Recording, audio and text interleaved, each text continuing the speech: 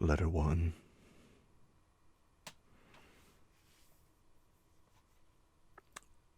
To Mrs.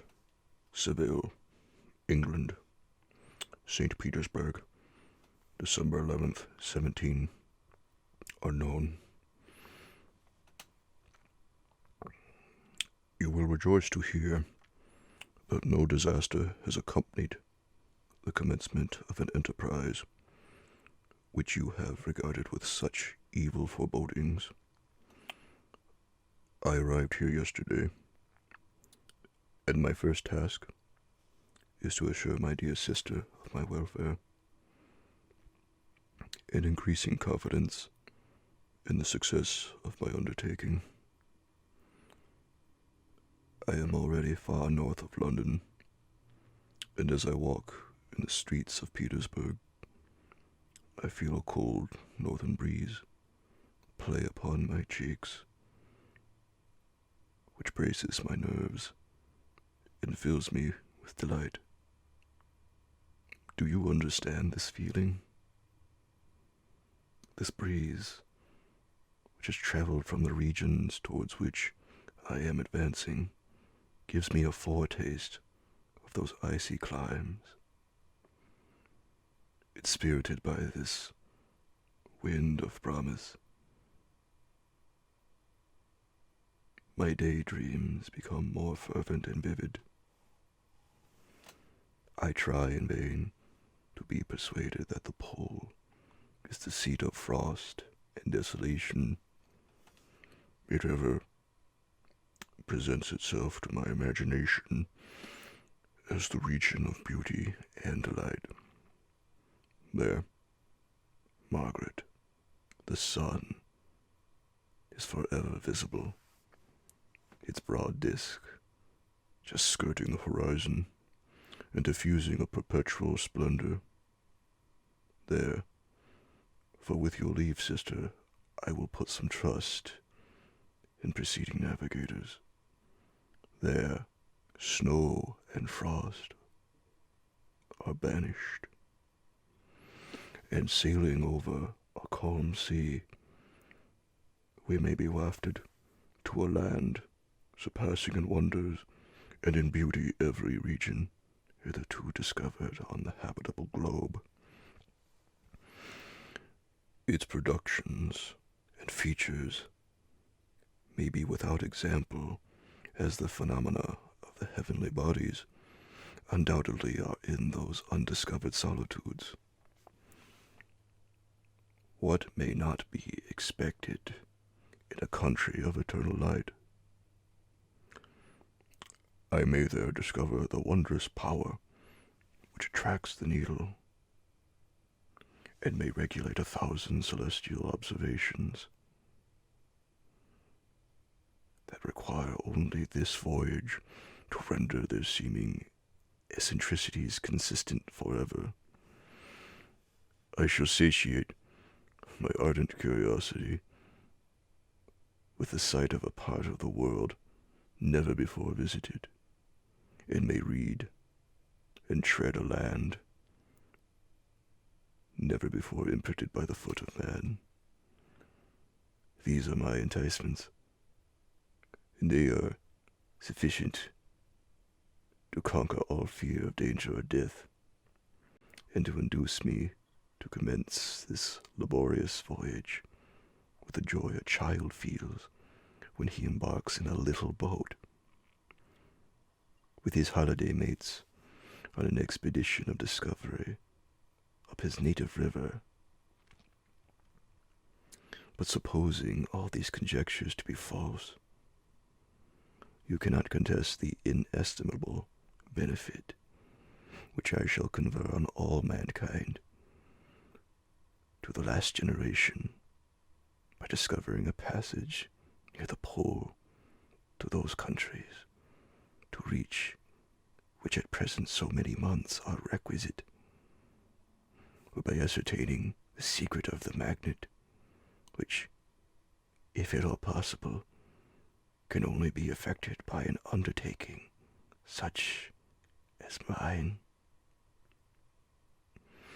These reflections have dispel the agitation with which I began my letter, and I feel my heart glow with an enthusiasm which elevates me to heaven, for nothing contributes so much to tranquilize the mind as a steady purpose, a point on which the soul may fix its intellectual eye. This expedition has been the favorite dream of my early years. I have read with ardor the accounts of the various voyages which have been made in the prospect of arriving at the North Pacific Ocean through the seas which surround the pole.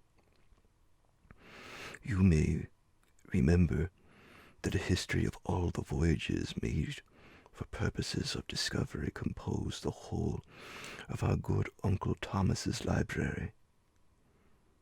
My education was neglected, yet I was passionately fond of reading. These volumes were my study day and night, and my familiarity with them increased that regret which I had felt as a child on learning that my father's dying injunction had forbidden my uncle to allow me to embark on a seafaring life. These visions faded when I perused for the first time those poets whose effusions entranced my soul and lifted it to heaven. I also became a poet, and for 1 year lived in a paradise of my own creation. I imagined that I also might obtain a niche in a temple where the names of Homer and Shakespeare are consecrated. You are well acquainted with my failure, and how heavily I bore the disappointment. But just at that time I inherited the fortune of my cousin, and my thoughts were turned into the channel of their earlier bent. 6 years have passed since I resolved at my present undertaking. I can, even now, remember the hour from which I dedicated myself to this great enterprise. I commenced by inuring my body to hardship. I accompanied the whale fishers on several expeditions to the North Sea. I voluntarily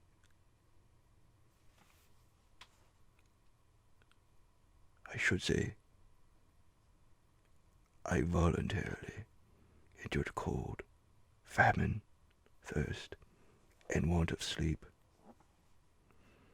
I often worked harder than the common sailors during the day, and devoted my nights to the study of mathematics, the theory of medicine, and those branches of physical science from which a naval adventurer might derive the greatest practical advantage.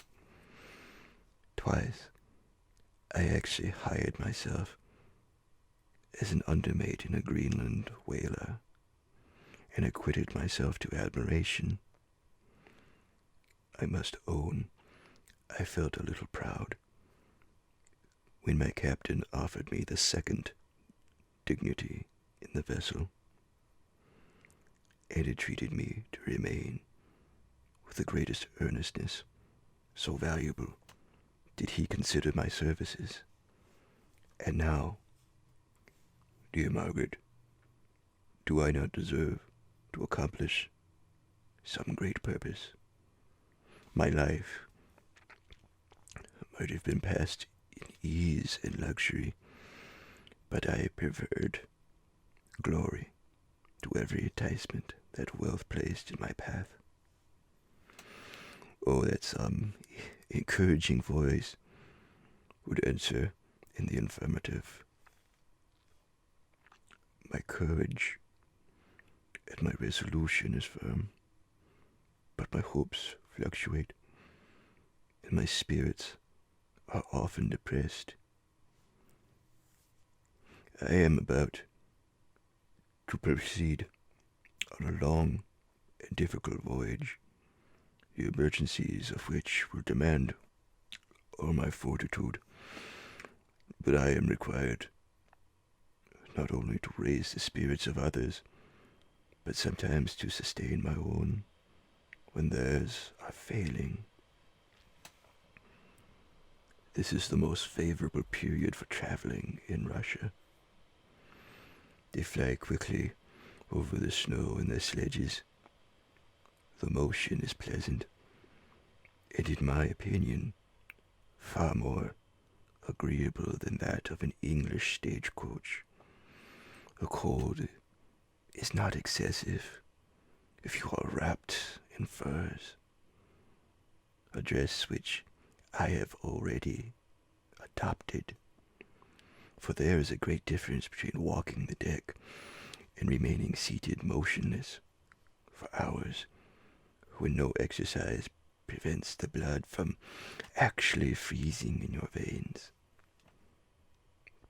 I have no ambition to lose my life on the post road between St. Petersburg and Archangel.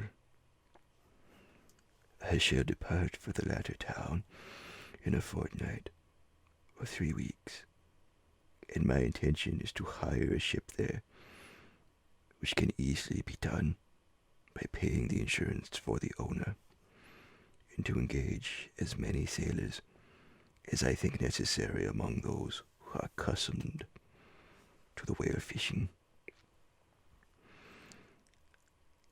I do not intend to sail until the month of June. And when shall I return? Dear sister, how can I answer this question? If I succeed, many, many months, perhaps years, will pass before you and I may meet. If I fail, you will see me again, soon or never. Farewell, my dear, excellent Margaret. Heaven shower down blessings on you and save me, that I may again and again testify my gratitude for all your love and kindness. Your affectionate brother, R. Walton. Letter 2 to Mrs. Saville, England, Archangel, 28th of March, 17 unknown.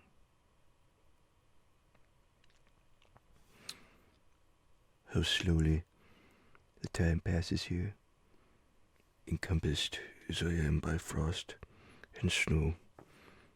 Yet a second step is taken towards my enterprise.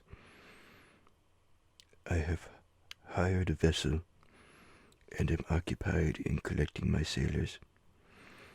Those whom I have already engaged appear to be men on whom I can depend, and are certainly possessed of dauntless courage. But I have one want which I have never yet been able to satisfy, and the absence of the object of which I now feel is a most severe evil. I have no friend, Margaret. When I am glowing with the enthusiasm of success, there will be none to participate my joy. If I am assailed by disappointment, no one will endeavor to sustain me in dejection. I shall commit my thoughts to paper, it is true, but that is a poor medium for the communication of feeling. I desire the company of a man who could sympathize with me, whose eyes would reply to mine. You may deem me romantic, my dear sister, but I bitterly feel the want of a friend.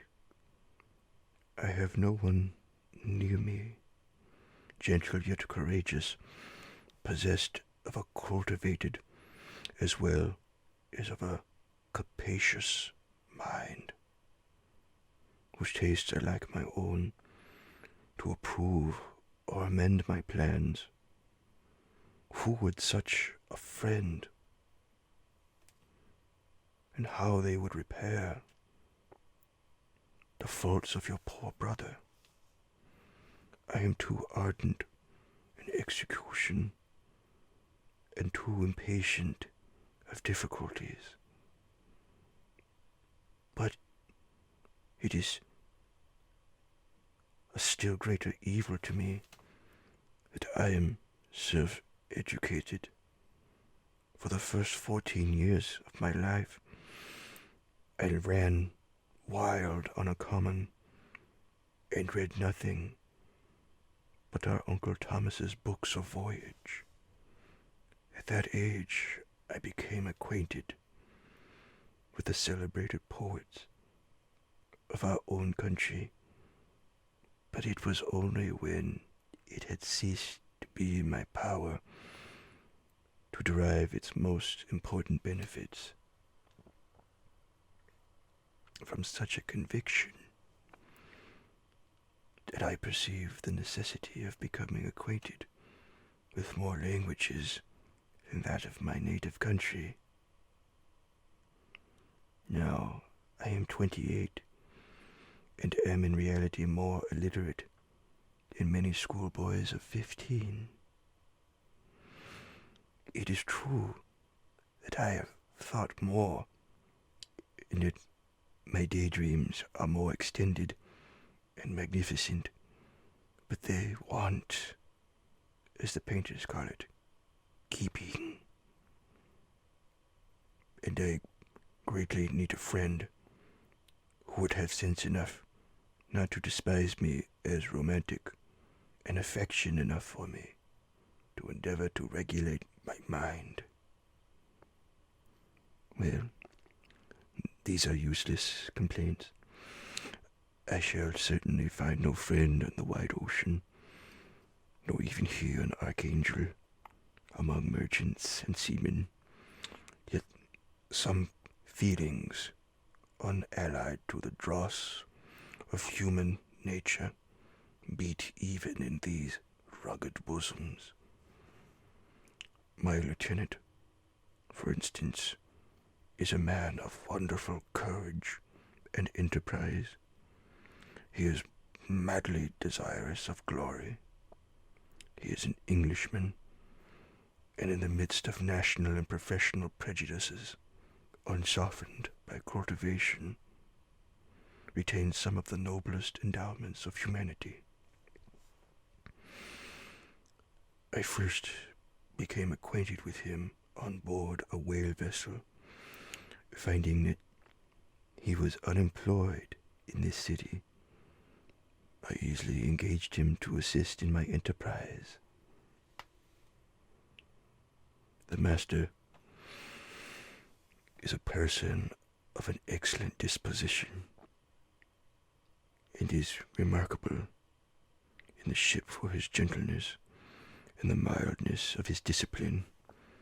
He is indeed of so amiable a nature that he will not hunt, a favorite and almost the only amusement here, because he cannot endure to spill blood. He is, moreover, heroically generous. Some years ago he loved a young Russian lady of moderate fortune, and having amassed a considerable sum in prize money, the father of the girl consented to the match. He saw his mistress once before the destined ceremony, but she was bathed in tears, and throwing herself at his feet, entreated him to spare her, confessing at the same time she loved another, but that he was poor, and that her father would never consent to the union. My generous friend reassured the suppliant, and on being informed of the name of her lover, and on being informed, instantly abandoned his pursuit. He had already bought a farm with his money, on which he had designed to pass the remainder of his life. But he bestowed the whole on his rival, together with the remains of his prize money to purchase stock, and then himself solicited the young woman's father to consent to her marriage with her lover. But the old man decidedly refused, thinking himself bound in honor to my friend, who, when he found the father inexorable, quitted his country, nor returned until he heard that his former mistress was married according to her inclinations. "What a noble fellow!" you will exclaim. He is so, but when he has passed all his life on board a vessel and has scarcely an idea beyond the rope and the shroud. But do not suppose that because I complain a little, or because I can conceive a consolation for my toils which I may never know, that I am wavering in my resolutions. Those are as fixed as fate, and my voyage is only now delayed until the weather shall permit my embarkation. The winter has been dreadfully severe, but the spring promises well, and it is considered as a remarkably early season, so that perhaps I may sail sooner than I expected.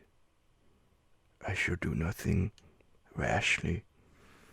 You know me sufficiently to confide in my prudence and considerateness whenever the safety of others is committed to my care. I cannot describe to you my sensations on the near prospect of my undertaking. It is impossible to communicate to you a conception of the trembling sensation, half pleasurable and half fearful, with which I am preparing to depart. I am going to unexplored regions, to the land of mist and snow, but I shall kill no albatross.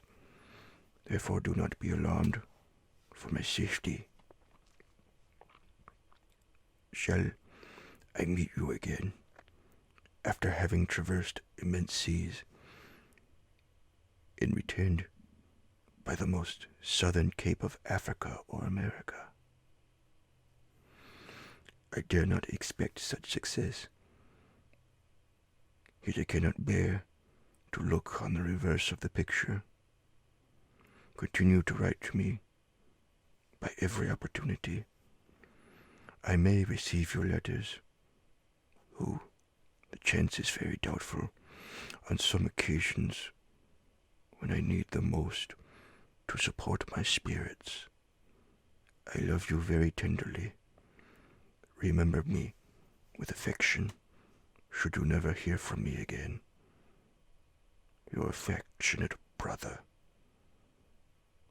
Robert Walton. Letter 3. To Mrs. Saville, England.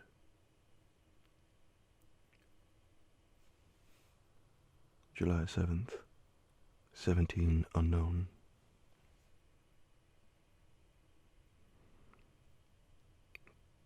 My dear sister, I write a few lines in haste to say that I am safe and well advanced on my voyage.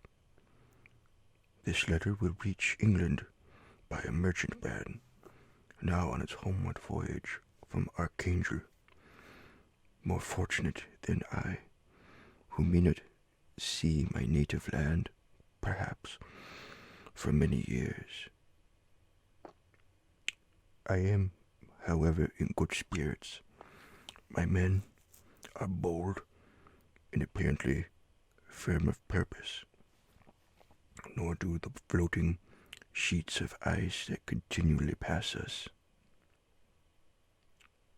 indicating the dangers of the region towards which we are advancing, appear to dismay them. We have already reached a very high latitude, but it is the height of summer, and although not so warm as in England, the southern gales which blow us speedily towards those shores which I so ardently desired to attain breathe a degree of renovating warmth which I had not expected. No incidents have hitherto befallen us that would make a figure in a letter. One or two stiff gales and the breaking of a mast are accidents which experienced navigators scarcely remember to record, and I shall be well content if nothing worse happened to us during our voyage. Adieu, my dear Margaret. Be assured that for my own sake, as well as yours, I will not rashly encounter danger. I will be cool, persevering, and prudent. Remember me to all my English friends. Most affectionately yours, Robert Walton. Letter 4 to Mrs. Seville, England. August 5th, 17 unknown. So strange an accident has happened to us that I cannot forbear recording it, although it is very probable that you will see me before these papers can come into your possession. Last Monday, July 31st, we were nearly surrounded by ice, which closed in the ship on all sides, scarcely leaving the sea room in which she floated. Our situation was somewhat dangerous, especially as we were compassed round by a very thick fog. We accordingly lay to. Last Monday, July 31st, we were nearly surrounded by ice, which closed in the ship on all sides, scarcely leaving her the sea room in which she floated. Our situation was somewhat dangerous, especially as we were compassed round by a very thick fog. We accordingly lay to, hoping that some change would take place in the atmosphere and weather. About 2 o'clock, the mist cleared away, and we beheld, stretched out in every direction, vast and irregular plains of ice, which seemed to have no end. Some of my comrades groaned. In my own mind, began to grow watchful with anxious thoughts, when a strange sight suddenly attracted our attention and diverted our solicitude from our own situation. We perceived a low carriage fixed on a sledge and drawn by dogs. pass on towards the north. At the distance of half a mile, a being which had the shape of a man, but apparently of gigantic stature, sat in the sledge and guided the dogs. We watched the rapid progress of the traveler with our telescopes until he was lost among the distant inequalities of the ice.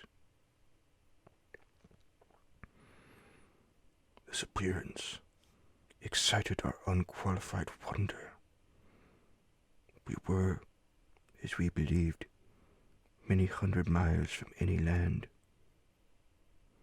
But this apparition seemed to denote that it was not in reality so distant as we had supposed. Shut in, however, by ice, it was impossible to follow his track, which we had observed with the greatest attention. About 2 hours after this occurrence, we heard the ground sea, and before night the ice broke and freed our ship. We, however, lay to until the morning, fearing to encounter in the dark those large, loose masses which float about after the breaking up of ice. I profited of this time to rest for a few hours. In the morning, however, as soon as it was light, I went upon deck and found all the sailors busy on one side of the vessel, apparently talking to someone in the sea. It was, in fact, a sledge, like that we have seen before, which had drifted toward us in the night on a large fragment of ice. Only one dog remained alive, but it was a human being within it, whom the sailors were persuading to enter the vessel. He was not, as the other travelers seemed to be, a savage inhabitant of some undiscovered island, but a European. When I appeared on deck, the master said, "Here is our captain, and he will not allow you to perish on the open sea."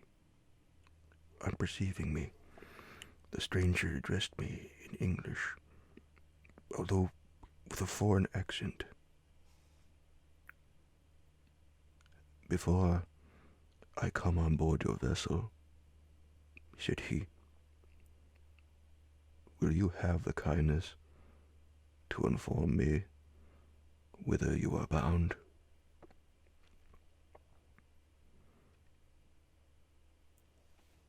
You may conceive my astonishment on hearing such a question addressed to me from a man on the brink of destruction, and to whom I should have supposed that my vessel would have been a resource which he would not have exchanged for the most precious wealth the earth can afford. I replied, however, that we were on a voyage of discovery towards the northern pole. Upon hearing this, he appeared satisfied, and consented to come on board. Good God, Margaret, if you had seen the man who thus capitulated for his safety, your surprise would have been boundless. His limbs were nearly frozen, and his body dreadfully emaciated by fatigue and suffering. I never saw a man in so wretched a condition. We attempted to carry him into the cabin, but as soon as he had quitted the fresh air, he fainted. We accordingly brought him back to the deck and restored him to animation by rubbing him with brandy and forcing him to swallow a small quantity. As soon as he showed signs of life, we wrapped him up in blankets and placed him near the chimney of the kitchen stove. By slow degrees he recovered and ate a little soup, which restored him wonderfully. 2 days passed in this manner before he was able to speak, and I often feared that his sufferings had deprived him of understanding. When he had in some measure recovered, I removed him to my own cabin and attended on him as much as my duty would permit. I never saw a more interesting creature. His eyes have generally an expression of wildness and even madness, but there are moments when, if anyone performs an act of kindness towards him, or does him any the most trifling service, his whole countenance is lighted up, as it were, with a beam of benevolence and sweetness that I never saw equaled. But he is generally melancholy and despairing, and sometimes he gnashes his teeth, as if impatient of the weight of woes that oppresses him. When my guest was a little recovered, I had great trouble to keep off the men who wished to ask him 1,000 questions, but I would not allow him to be tormented by their idle curiosity in a state of body and mind whose restoration evidently depended upon entire repose.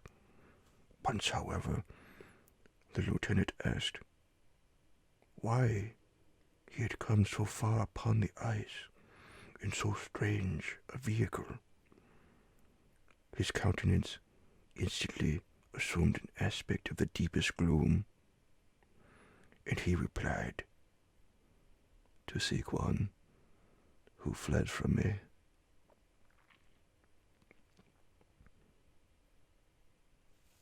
And did the man whom you pursued travel in the same fashion?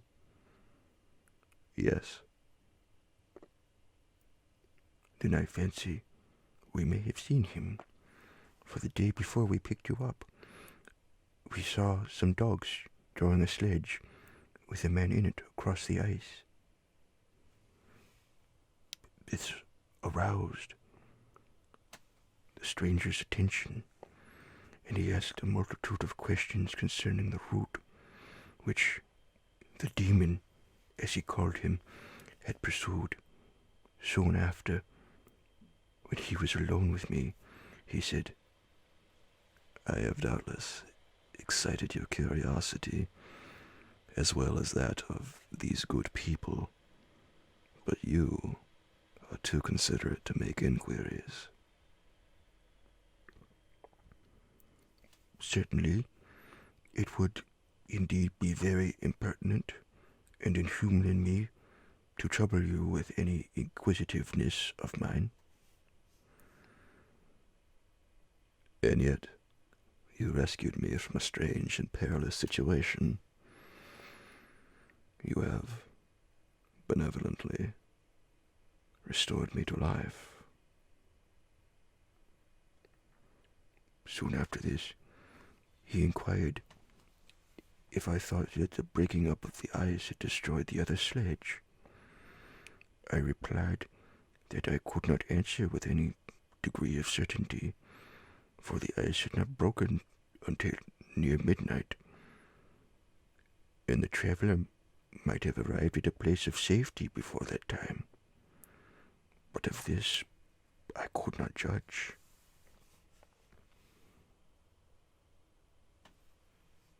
From this time, the stranger seemed very eager to be upon deck to watch for the sledge which had before appeared, but I have persuaded him to remain in the cabin, for he is far too weak to sustain the broadness of the atmosphere, but I have promised that someone should watch for him and give him instant notice if any new object should appear in sight.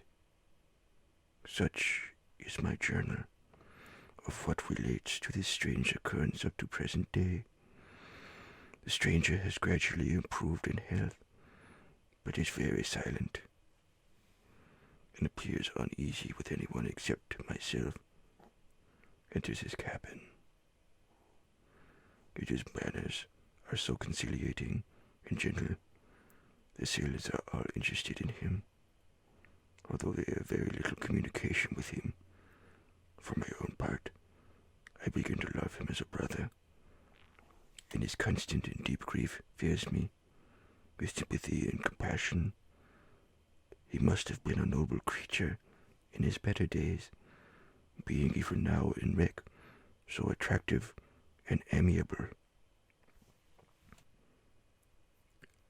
I said in one of my letters, my dear Margaret, that I should find no friend on the wide ocean. Yet I have found a man who, before his spirit had been broken by misery, I should have been happy to have possessed as the brother of my heart.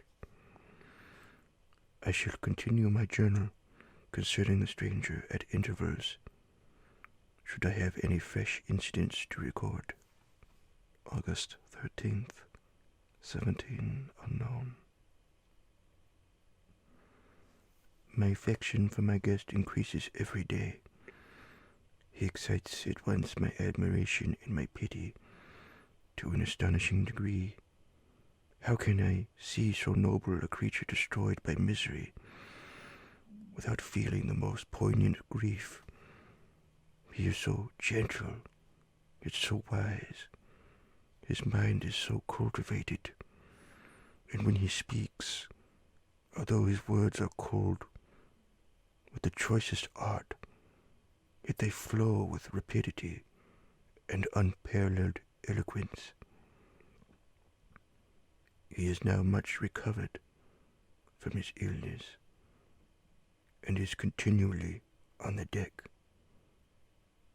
apparently watching for the sledge that preceded his own. Yet although unhappy, he is not so utterly occupied by his own misery, but that he interests himself deeply in the employments of others. He has asked me many questions concerning my design, and I have related my little history frankly to him. He appeared pleased with the confidence and suggested several alterations in my plan, which I shall find exceedingly useful. There is no pedantry in his manner, but all he does appears to spring solely from the interest he instinctively takes in the welfare of those who surround him. He is often overcome by gloom, and then he sits by himself and tries to overcome all that is sullen or unsocial in his humor. These paroxysms pass from him like a cloud from before the sun, though his dejection never leaves him. I have endeavored to win his confidence, and I trust that I have succeeded. One day I mentioned to him the desire I always had felt of finding a friend who might sympathize with me and direct me by his counsel. I said I did not belong to that class of men who are self-educated, and perhaps I hardly rely sufficiently upon my own powers. I wish, therefore, that my companion should be wiser and more experienced than myself to confirm and support me, nor have I believed it impossible to find a true friend.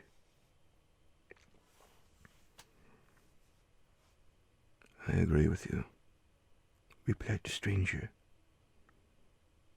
but in believing that friendship is not only a desirable, but a possible acquisition. I once had a friend,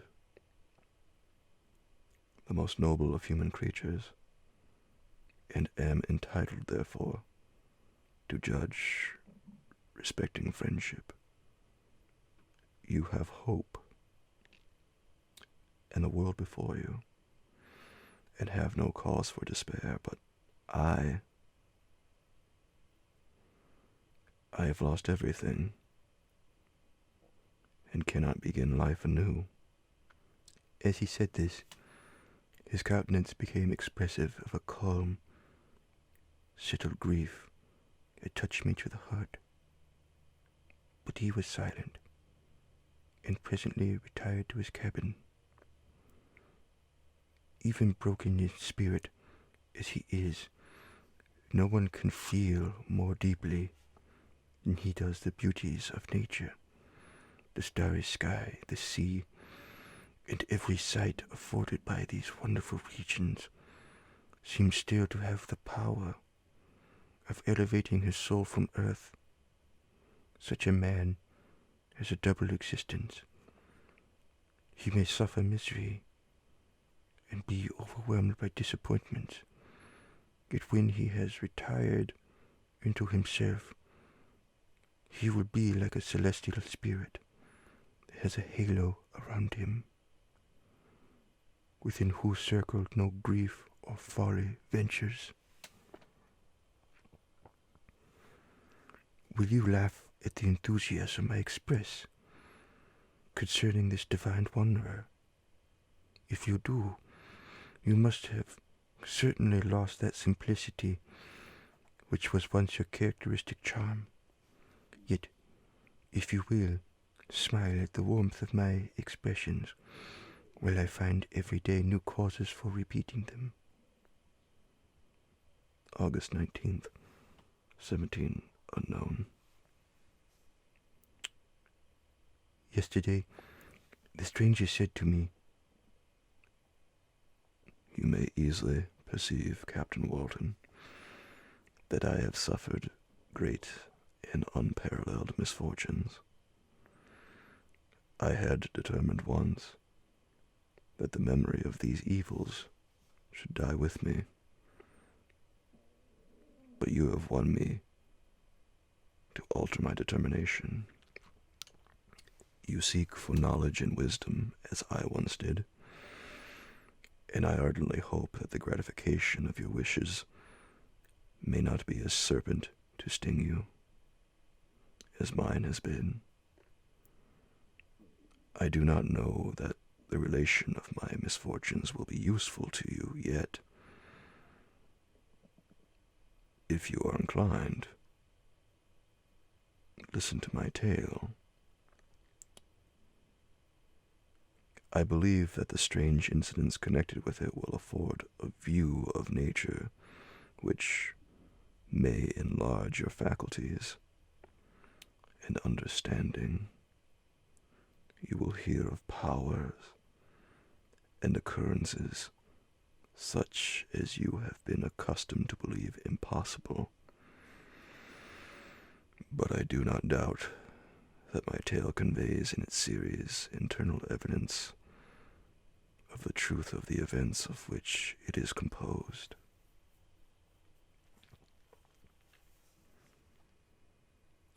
You may easily conceive that I was much gratified by the offered communication, yet I could not endure that he should renew his grief by a recital of his misfortunes. I felt the greatest eagerness to hear the promised narrative, partly from curiosity and partly from a strong desire to ameliorate his fate. If it were in my power, I expressed these feelings in my answer. "I thank you," he replied, "for your sympathy, but it is useless. My fate is nearly fulfilled. I wait but for one event, and then I shall repose in peace. I understand your feeling, continued he, perceiving that I wished to interrupt him. But you are mistaken, my friend. If thus you will allow me to name you, nothing can alter my destiny.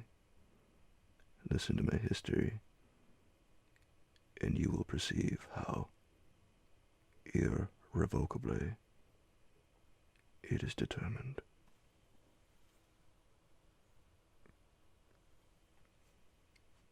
He then told me that he would commence his narrative the next day, when I should be at leisure.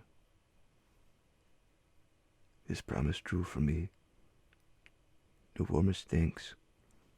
I have resolved every night, when I am not engaged, to record, as nearly as possible in his own words, what he has related during the day. If I should be engaged, I will at least make notes. This manuscript will doubtless afford you the greatest pleasure. But to me, who know him, and who hear it from his own lips, with what interest and sympathy shall I read it in some future day? Frankenstein, or the Modern Prometheus. Chapter 1.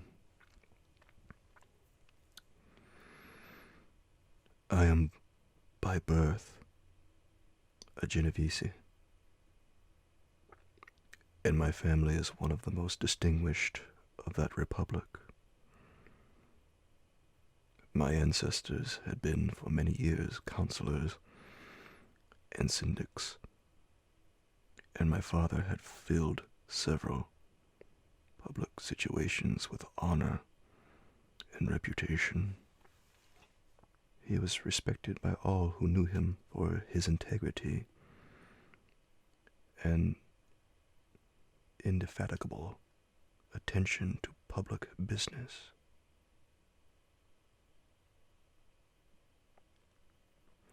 He passed his younger days perpetually occupied by the affairs of his country, and it was not until the decline of life that he thought of marrying and bestowing on the state sons who might carry his virtues and his name down to posterity.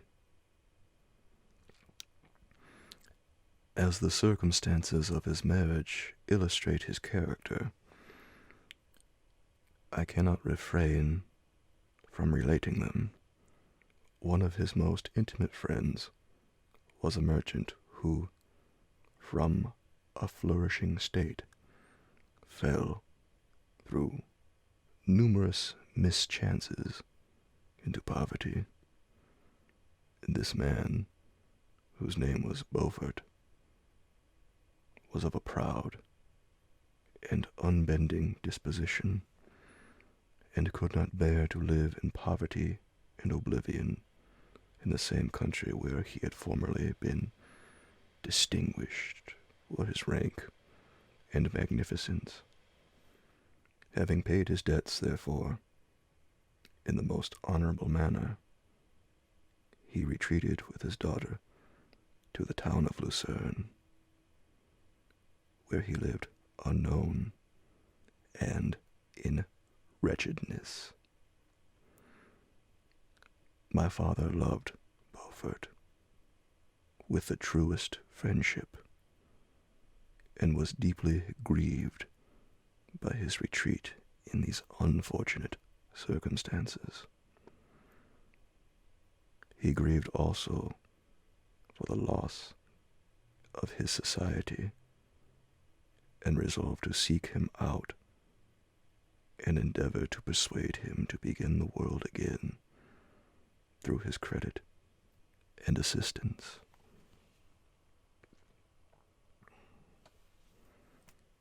Beaufort had taken effectual measures to conceal himself, and it was 10 months before my father discovered his abode.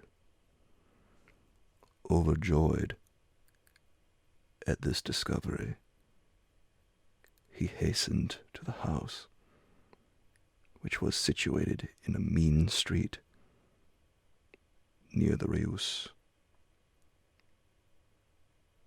When he entered, misery and despair alone welcomed him. Beaufort had saved but a very small sum of money from the wreck of his fortunes, but it was sufficient to provide him with sustenance for some months, and in the meantime he hoped to procure some respectable employment in a merchant's house. The interval was consequently spent in inaction.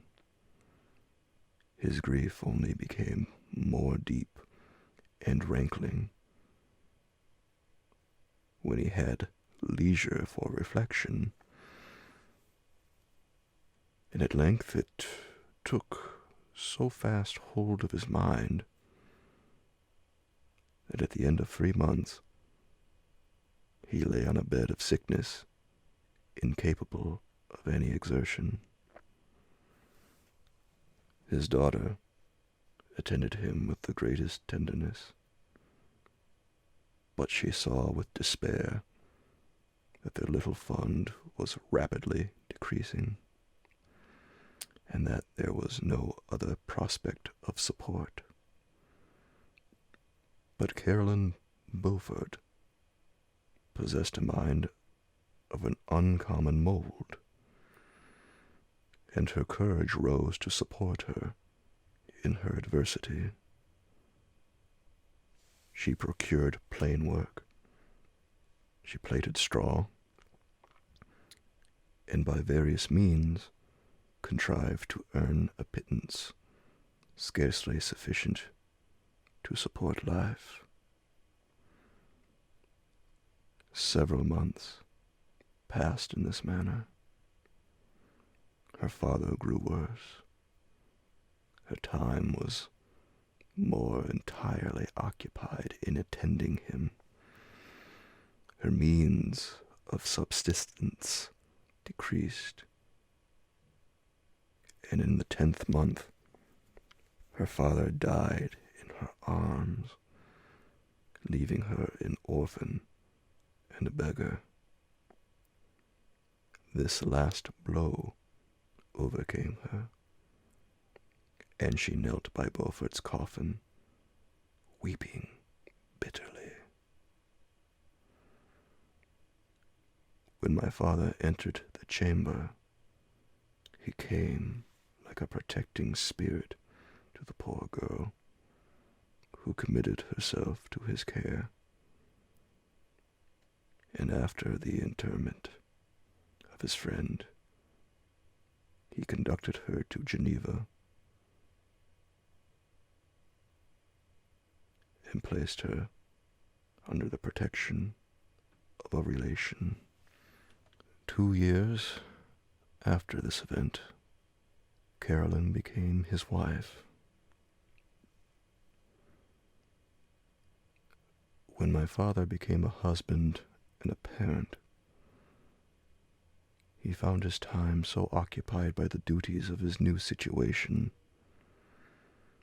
that he relinquished many of his public employments and devoted himself to the education of his children. Of these, I was the eldest, and the destined successor to all his labors and utility. No creature could have more tender parents than mine. My improvement and health were their constant care, especially as I remained for several years their only child. But before I continue my narrative, I must record an incident which took place when I was 4 years of age. My father had a sister whom he tenderly loved, and who had married early in life an Italian gentleman. Soon after her marriage, she had accompanied her husband into her native country, and for some years my father had very little communication with her. About the time I mentioned she died, and a few months afterward, he received a letter from her husband acquainting him with his intention of marrying an Italian lady and requesting my father to take charge of the infant Elizabeth, the only child of his deceased sister. "It is my wish," he said, "that you should consider her as your own daughter and educate her thus. Her mother's fortune is secured to her, the documents of which I will commit to your keeping.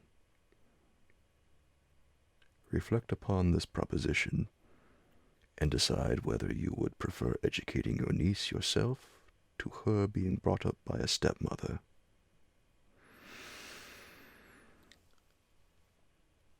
My father did not hesitate, and immediately went to Italy, that he might accompany the little Elizabeth to her future home. I have often heard my mother say that she was at that time the most beautiful child she had ever seen,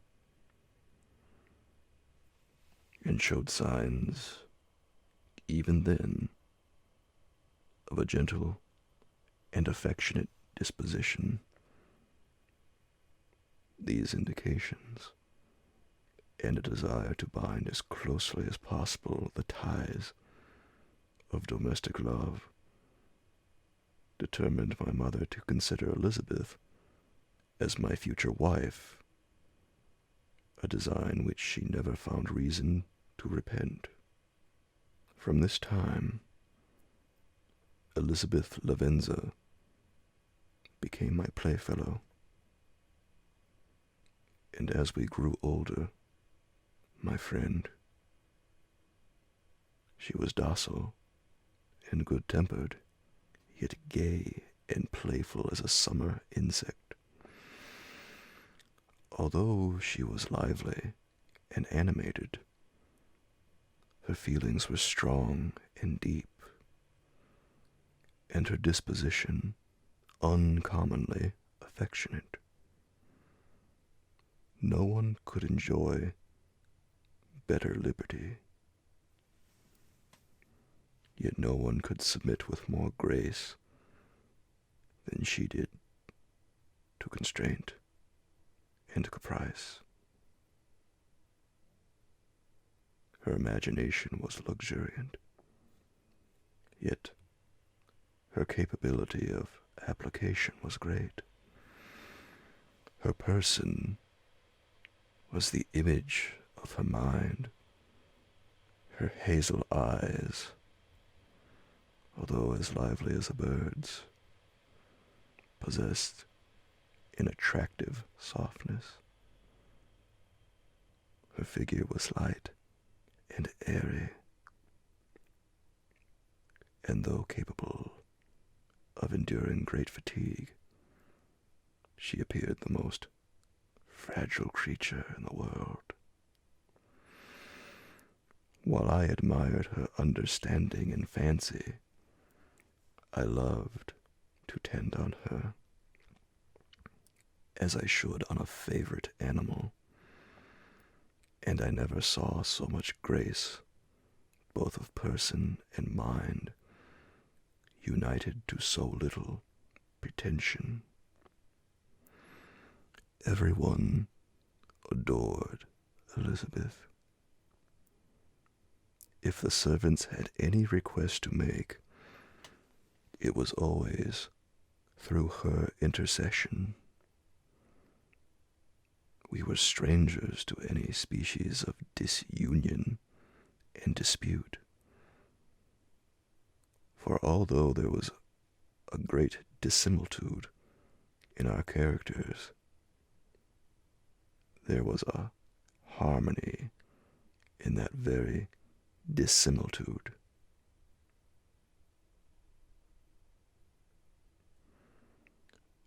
I was more calm than and philosophical than my companion. Yet my temper was not so yielding. My application was of longer endurance, but it was not so severe whilst it endured. I delighted in investigating the facts relative to the actual world. She busied herself in following the aerial creations of the poets.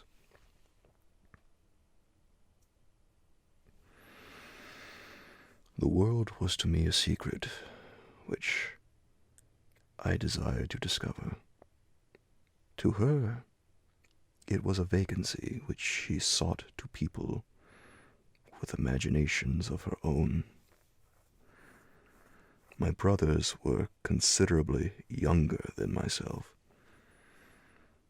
but I had a friend in one of my schoolfellows who compensated for this deficiency.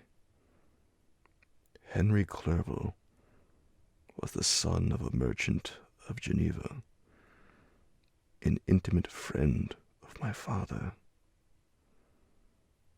He was a boy of singular talent and fancy. I remember when he was 9 years old, he wrote a fairy tale, which was the delight and amazement of all his companions.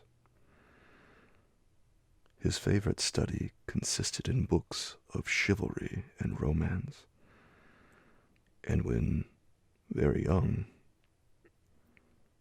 I can remember that we used to act plays composed by him out of these favorite books, the principal characters of which were Orlando, Robin Hood,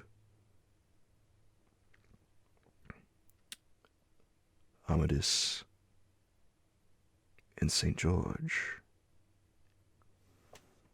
No youth could have passed more happily than mine. My parents were indulgent, and my companions amiable. Our studies were never forced, and by some means we always had an end placed in view, which excited us to ardor in the prosecution of them. It was by this method, and not by emulation, that we were urged to application. Elizabeth was not incited to apply herself to drawing, that her companions might not outstrip her, but through the desire of pleasing her aunt, by the representation of some favorite scene done by her own hand, we learned Latin and English, that we might read the writings in those languages. And so far from study being made odious to us through punishment, we loved application, and our amusements would have been the labors of other children. Perhaps we did not read so many books or learn languages so quickly as those who are disciplined according to the ordinary methods. But what we learned was impressed the more deeply on our memories. In this description of our domestic circle, I include Henry Clerval, for he was constantly with us. He went to school with me, and generally passed the afternoon at our house. For being an only child, and destitute of companions at home, his father was well pleased that he should find associates at our house, and we were never completely happy when Clerval was absent. I feel pleasure in dwelling on the recollections of childhood before misfortune had tainted my mind and changed its bright visions of extensive usefulness into gloomy and narrow reflections upon self. But in drawing the picture of my early days, I must not omit to record those events which led, by insensible steps, to my aftertale of misery. For when I would account to myself for the birth of that passion which afterwards ruled my destiny, I find it arise like a mountain river from ignoble and almost forgotten sources, but swelling as it proceeded. It became the torrent which, in its course, has swept away all my hopes and joys.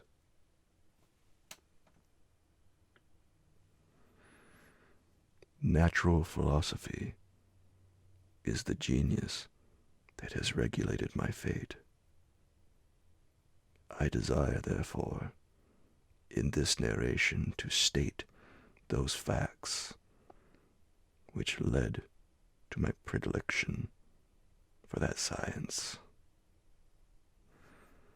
When I was 13 years of age, we all went on a party of pleasure to the baths near Thonon.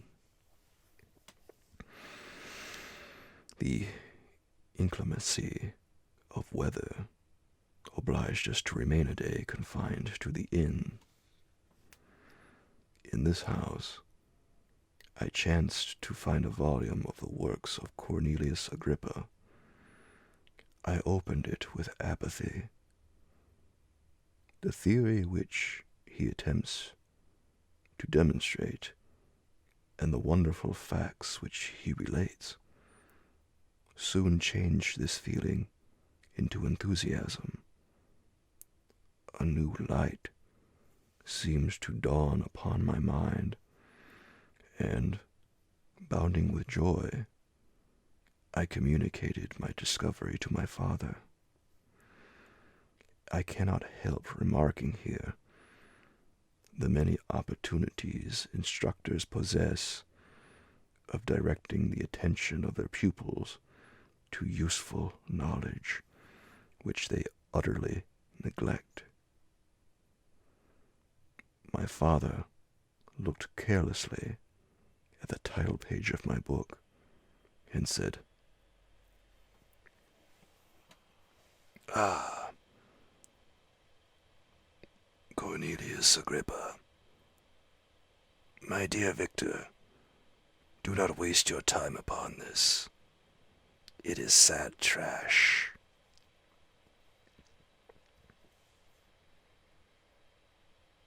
If, instead of this remark, my father had taken the pains to explain to me that the principles of Agrippa had been entirely exploded, and that a modern system of science had been introduced which possessed much greater powers than the ancient, because the powers of the latter were chimerical, while those of the former were real and practical.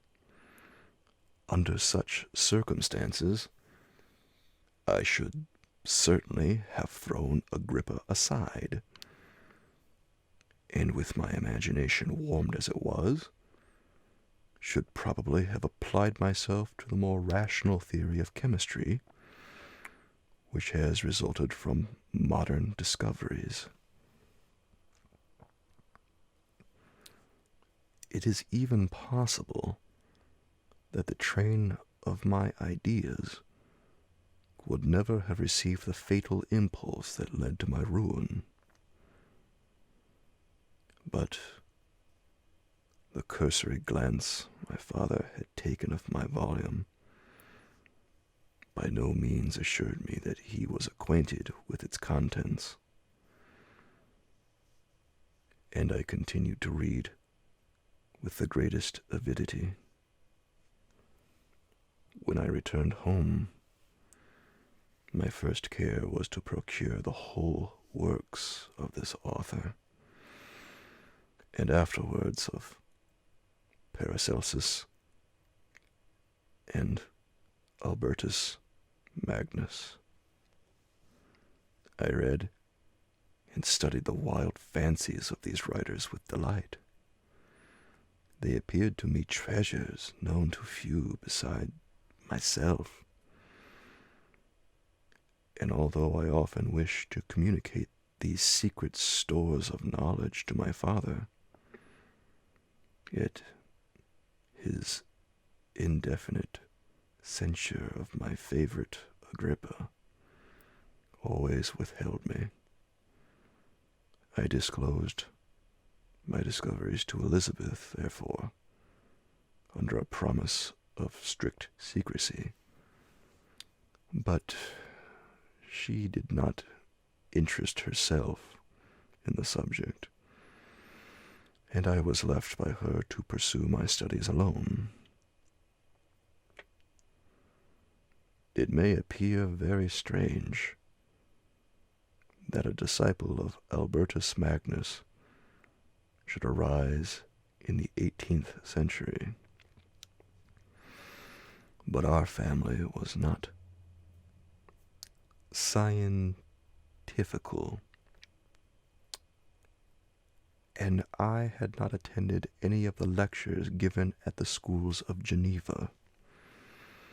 My dreams were therefore undisturbed by reality, and I entered with the greatest diligence into the search of the philosopher's stone and the elixir of life, but the latter obtained my most undivided attention.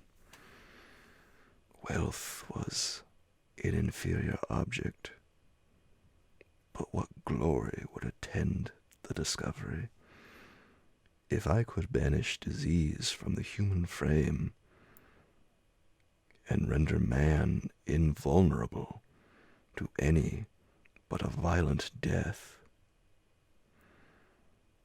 Nor were these my only visions. The raising of ghosts or devils was a promise liberally accorded by my favorite authors, the fulfillment of which I most eagerly sought. And if my incantations were always unsuccessful, I attributed the failure rather to my own inexperience and mistake than to a want of skill or fidelity in my instructors.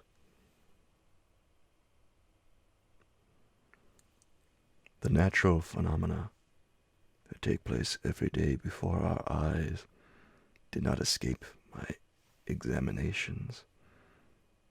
Distillation and the wonderful effects of steam, processes of which my favorite authors were utterly ignorant, excited my astonishment.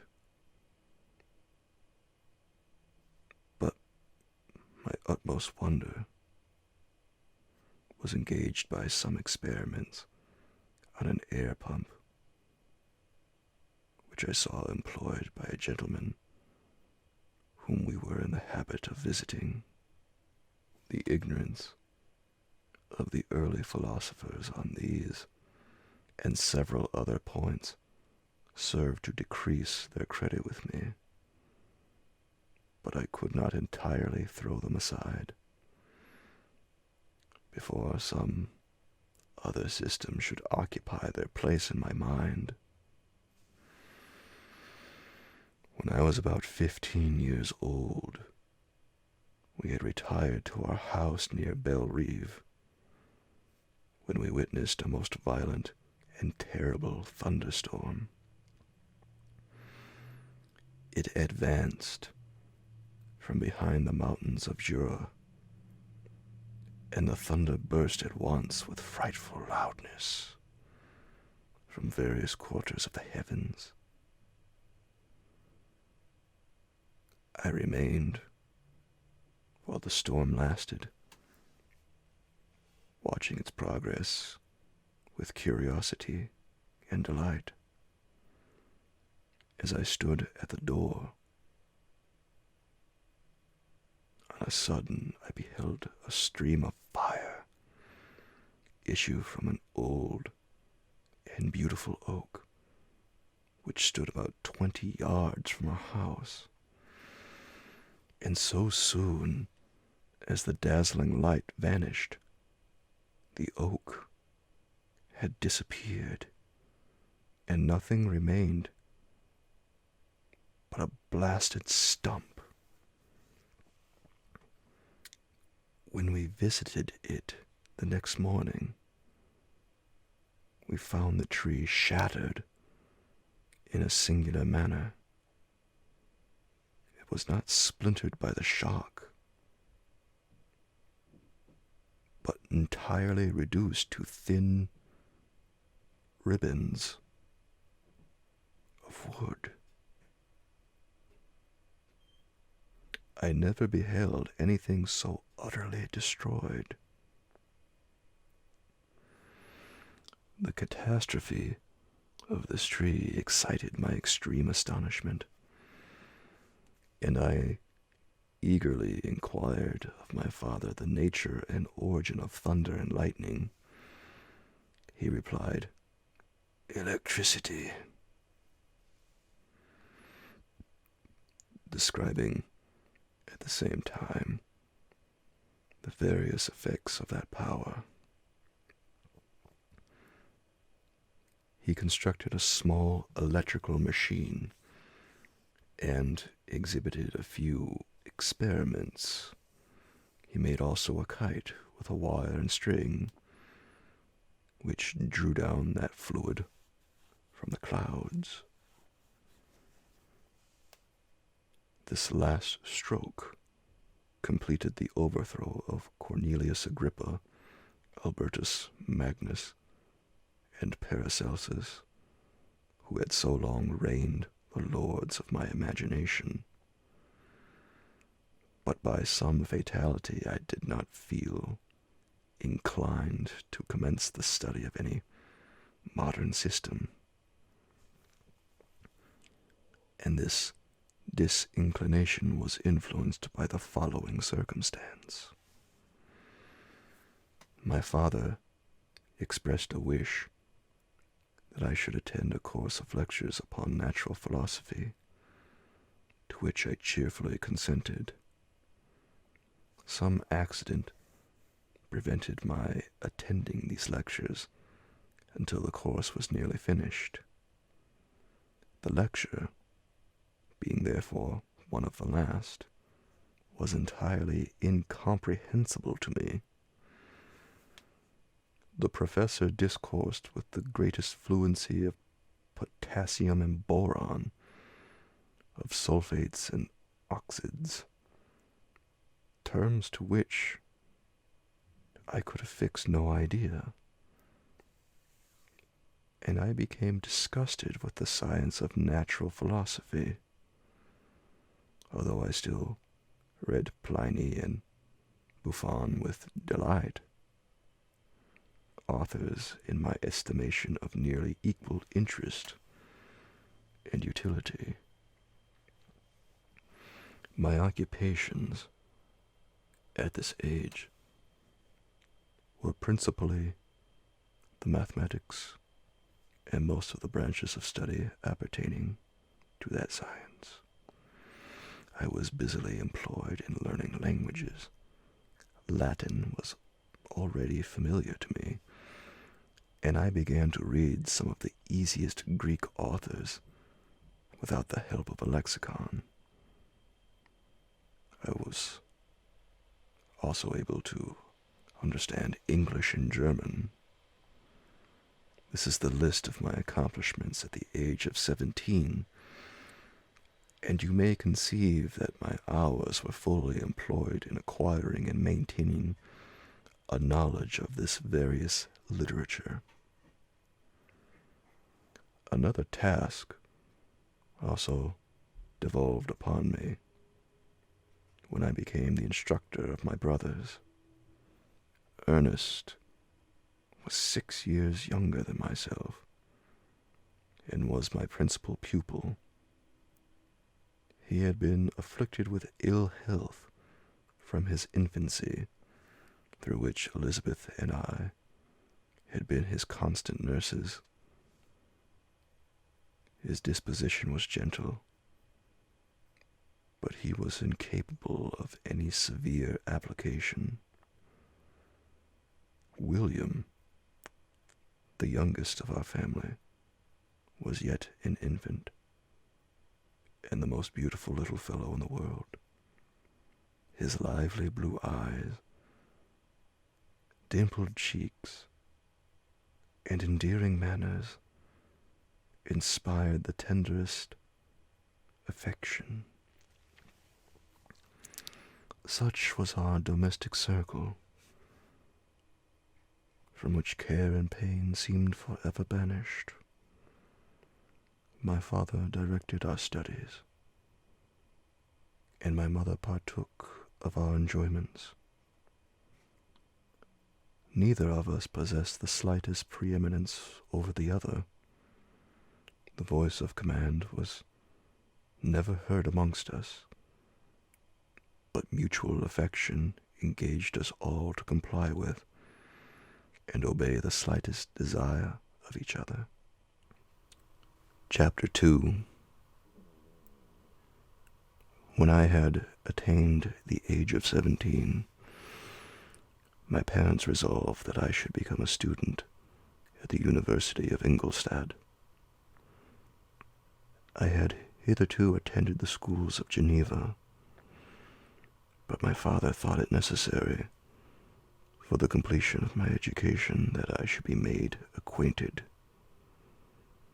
with other customs than those of my native country. My departure was therefore fixed at an early date, but before the day resolved upon could arrive, the first misfortune of my life occurred, an omen, as it were, of my future misery. Elizabeth had caught the scarlet fever, but her illness was not severe, and she quickly recovered. During her confinement, many arguments had been urged to persuade my mother to refrain from attending upon her. She had at first yielded to our entreaties, but when she heard that her favorite was recovering,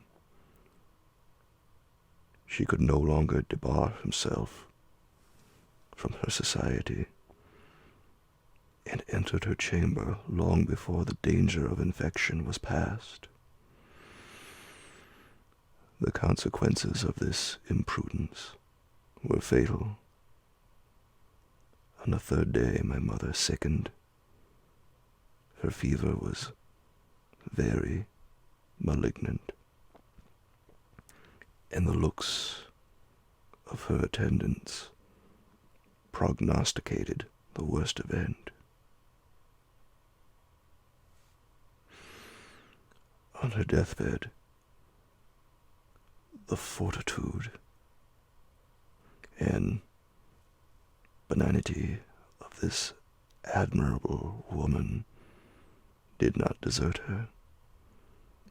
She joined the hands of Elizabeth and myself. "My children," she said, "my firmest hopes of future happiness were placed on the prospect of your union.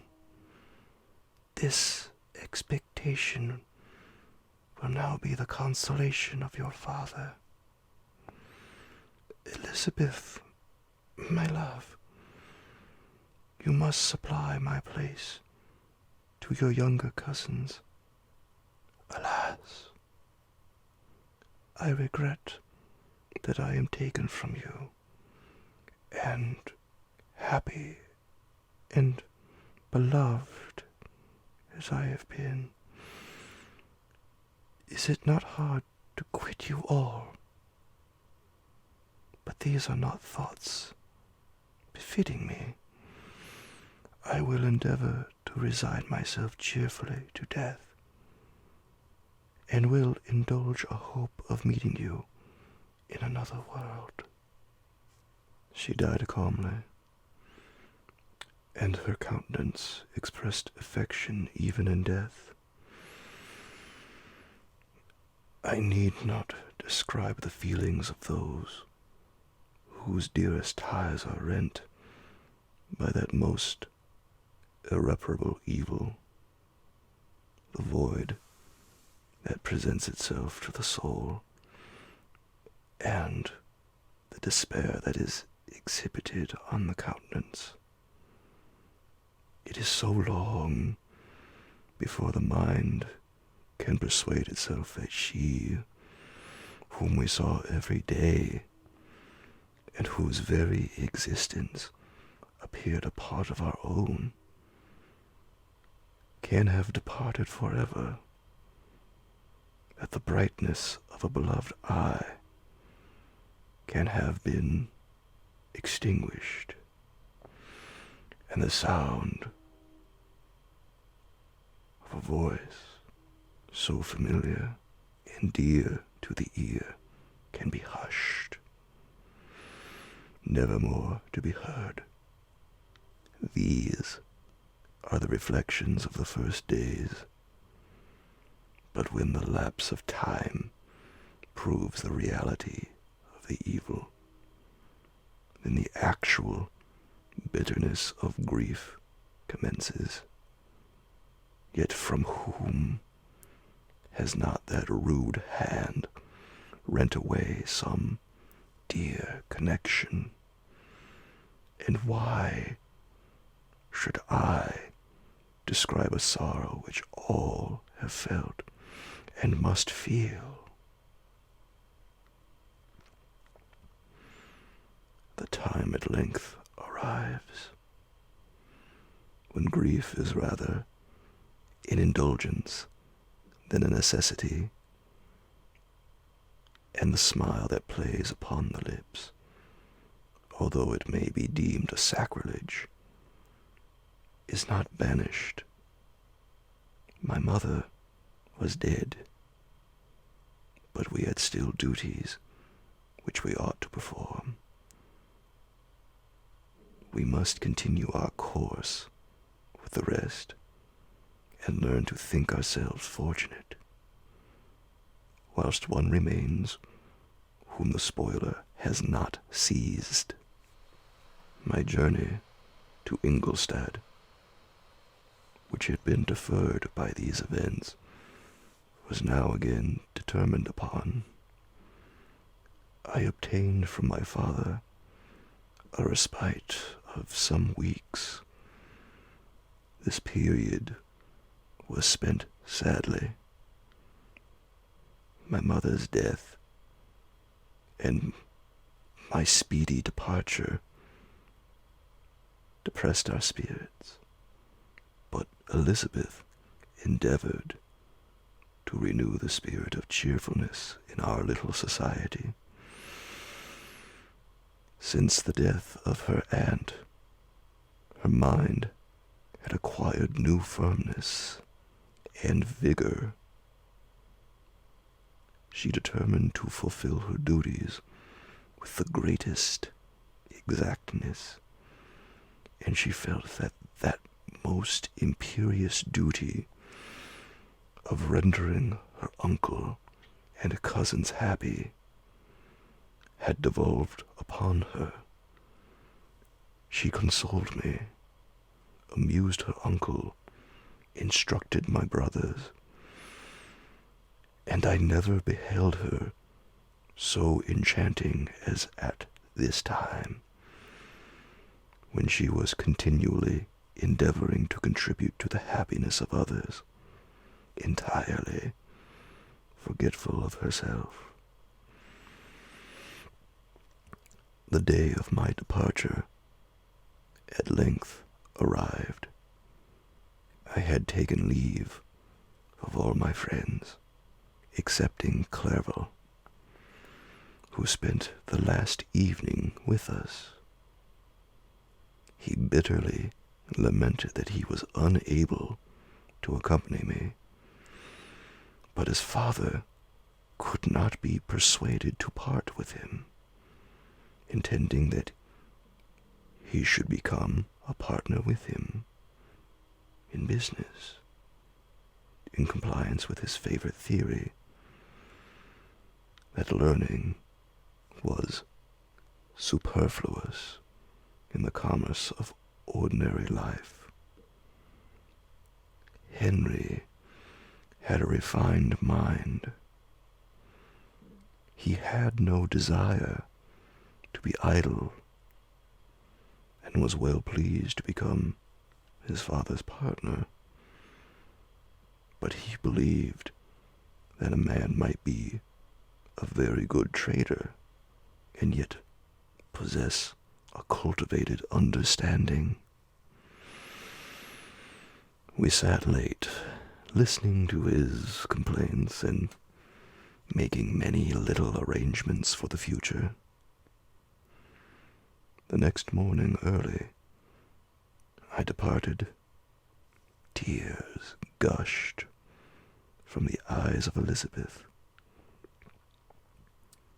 They proceeded partly from sorrow at my departure, and partly because she reflected that the same journey was to have taken place 3 months before, when a mother's blessing would have accompanied me. I threw myself into the chaise that was to convey me away, and indulged in the most melancholy reflections. I, who had ever been surrounded by amiable companions, continually engaged in endeavoring to bestow mutual pleasure, I was now alone. In the university whither I was going, I must, for my own friends and be my own protector. My life had hitherto been remarkably secluded and domestic, and this had given me invincible repugnance to new countenances. I loved my brothers, Elizabeth and Clerval.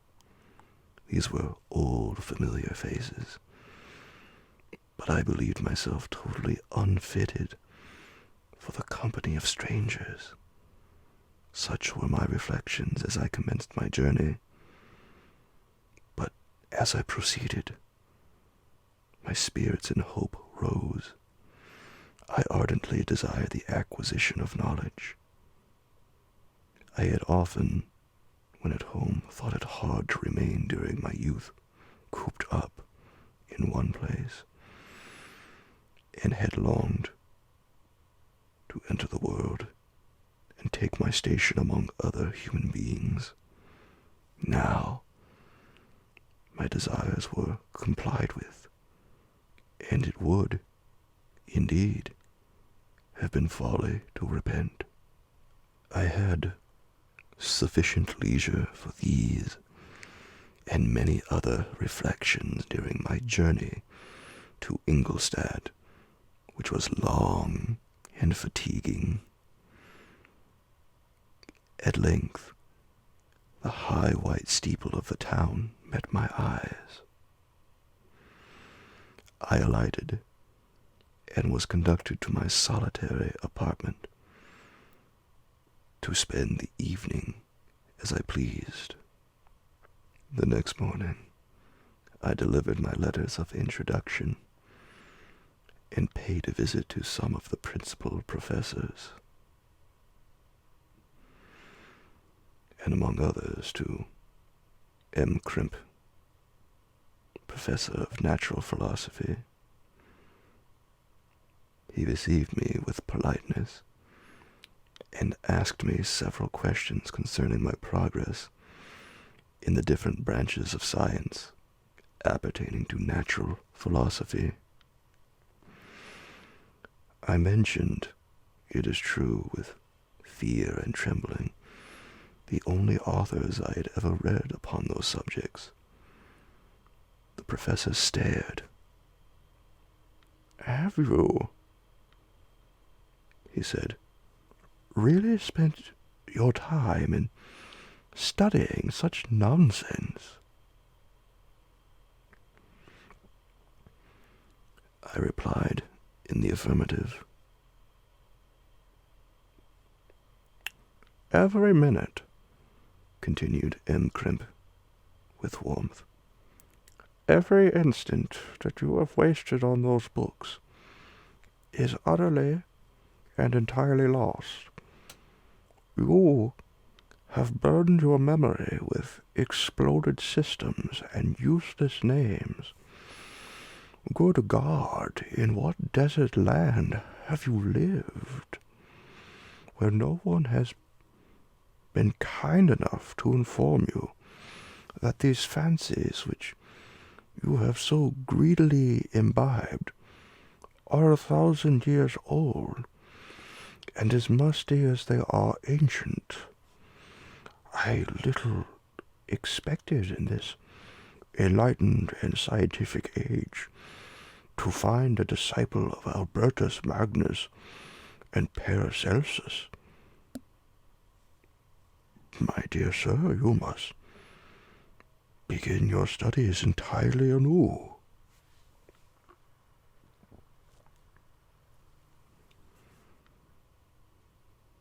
So saying, he stepped aside and wrote down a list of several books treating of natural philosophy which he desired me to procure, and dismissed me, after mentioning that, in the beginning of the following week, he intended to commence a course of lectures upon natural philosophy in its general relations, and that M. Waldman, a fellow professor, would lecture upon chemistry the alternate days that he missed.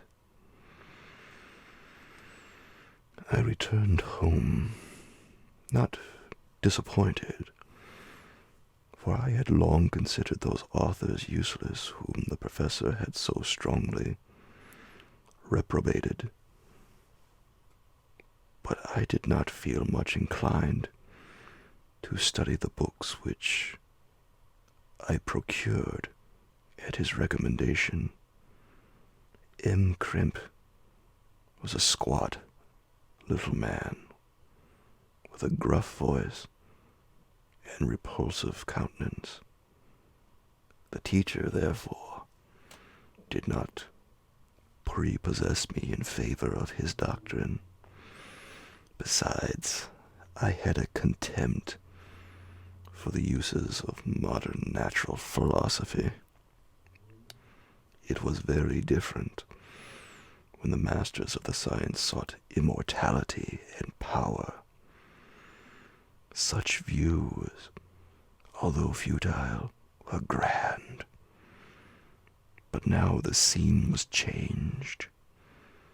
The ambition of the inquirer seemed to limit itself to the annihilation of those visions, on which my interest in science was chiefly founded.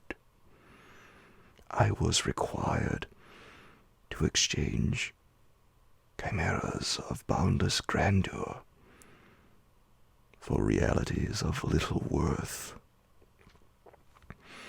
Such were my reflections during the first 2 or 3 days, spent almost in solitude.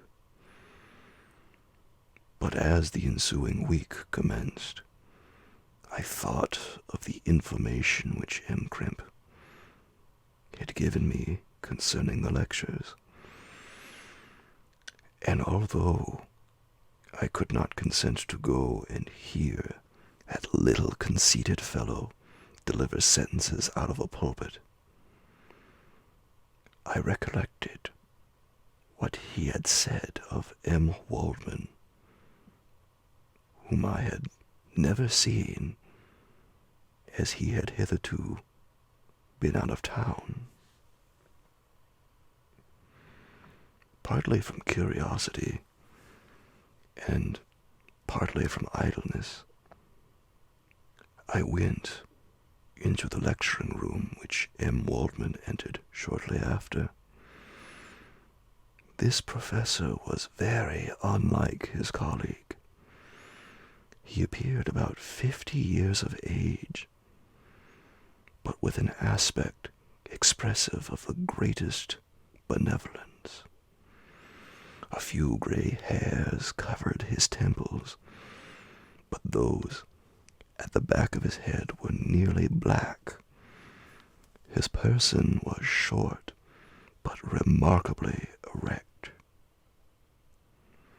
and his voice the sweetest I had ever heard.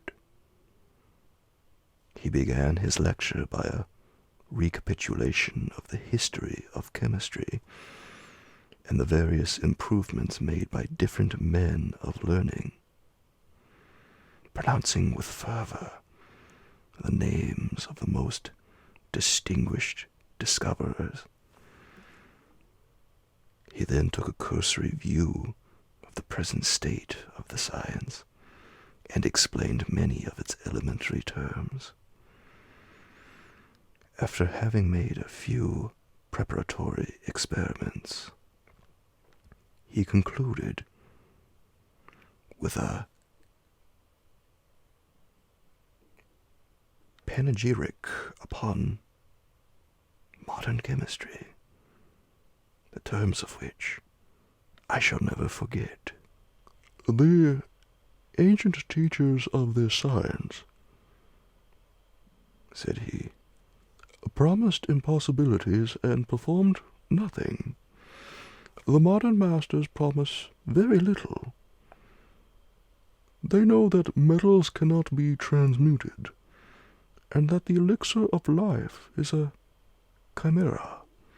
But these philosophers, whose hands seem only made to dabble in dirt, and their eyes to pore over the microscope or crucible, have indeed performed miracles. They penetrate into the recesses of nature, and show how she works in her hiding places. They ascend into the heavens. They have discovered how the blood circulates, and the nature of the air we breathe. They have acquired new and almost unlimited powers. They can command the thunders of heaven, mimic the earthquake, and even mock the invisible world with its own shadows. I departed, highly pleased with the professor and his lecture, and paid him a visit the same evening. His manners in private were even more mild and attractive than in public, for there was a certain dignity in his mien during the lecture, which in his own house was replaced by the greatest affability and kindness.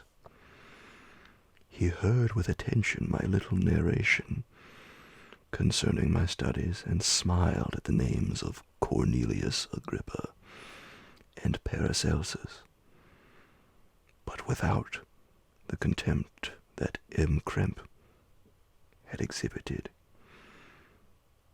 He said that these were men to whose indefatigable zeal modern philosophers were indebted for most of the foundations of their knowledge. They had left to us as an easier task to give new names and arrange in connected classifications the facts which they, in a great degree, had been the instruments of bringing to light. The labors of men of genius, however erroneously directed, scarcely ever fail in ultimately turning to the solid advantage of mankind.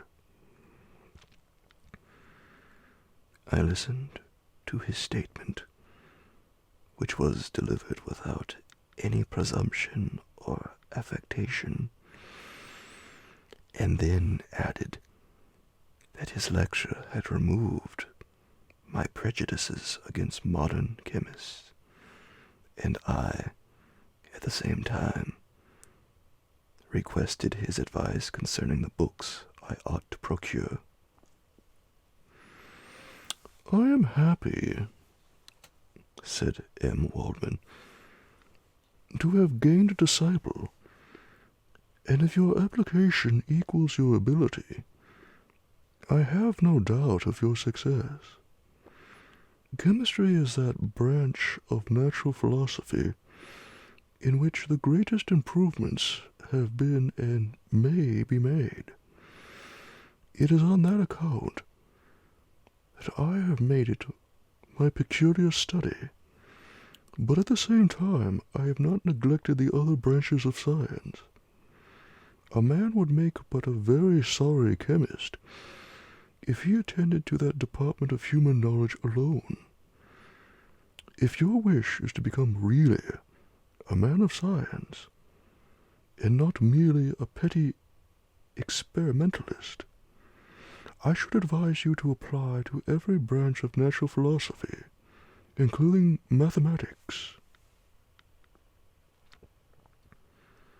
He then took me into his laboratory and explained to me the uses of his various machines, instructing me as to what I ought to procure, and promising me the use of his own when I should have advanced far enough in the science not to derange their mechanism. He also gave me the list of books which I had requested, and I took my leave. Thus ended a day memorable to me. It decided my future destiny. Chapter 3. From this day, natural philosophy, and particularly chemistry, in the most comprehensive sense of the term, became nearly my sole occupation. I read with ardor those works, so full of genius and discrimination, which modern inquirers have written on the subject. I attended the lectures and cultivated the acquaintance of the men of science of the university, and I found even in M. Kremp a great deal of sound sense and real information combined.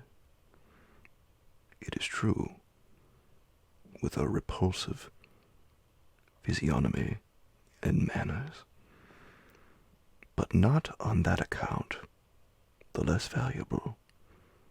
In M. Waldman, I found a true friend. His gentleness was never tinged by dogmatism, and his instructions were given with an air of frankness and good nature that banished every idea of pedantry.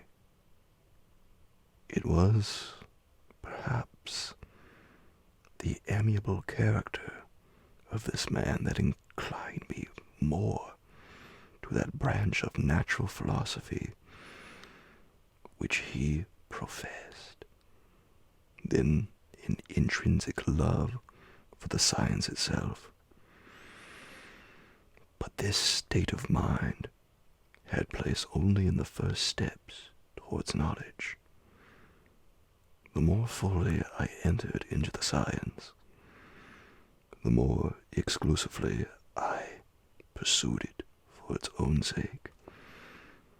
That application, which at first had been a matter of duty and resolution, now became so ardent and eager that the stars often disappeared in the light of morning, whilst I was yet engaged in my laboratory. As I applied so closely, it may be easily conceived that I improved rapidly.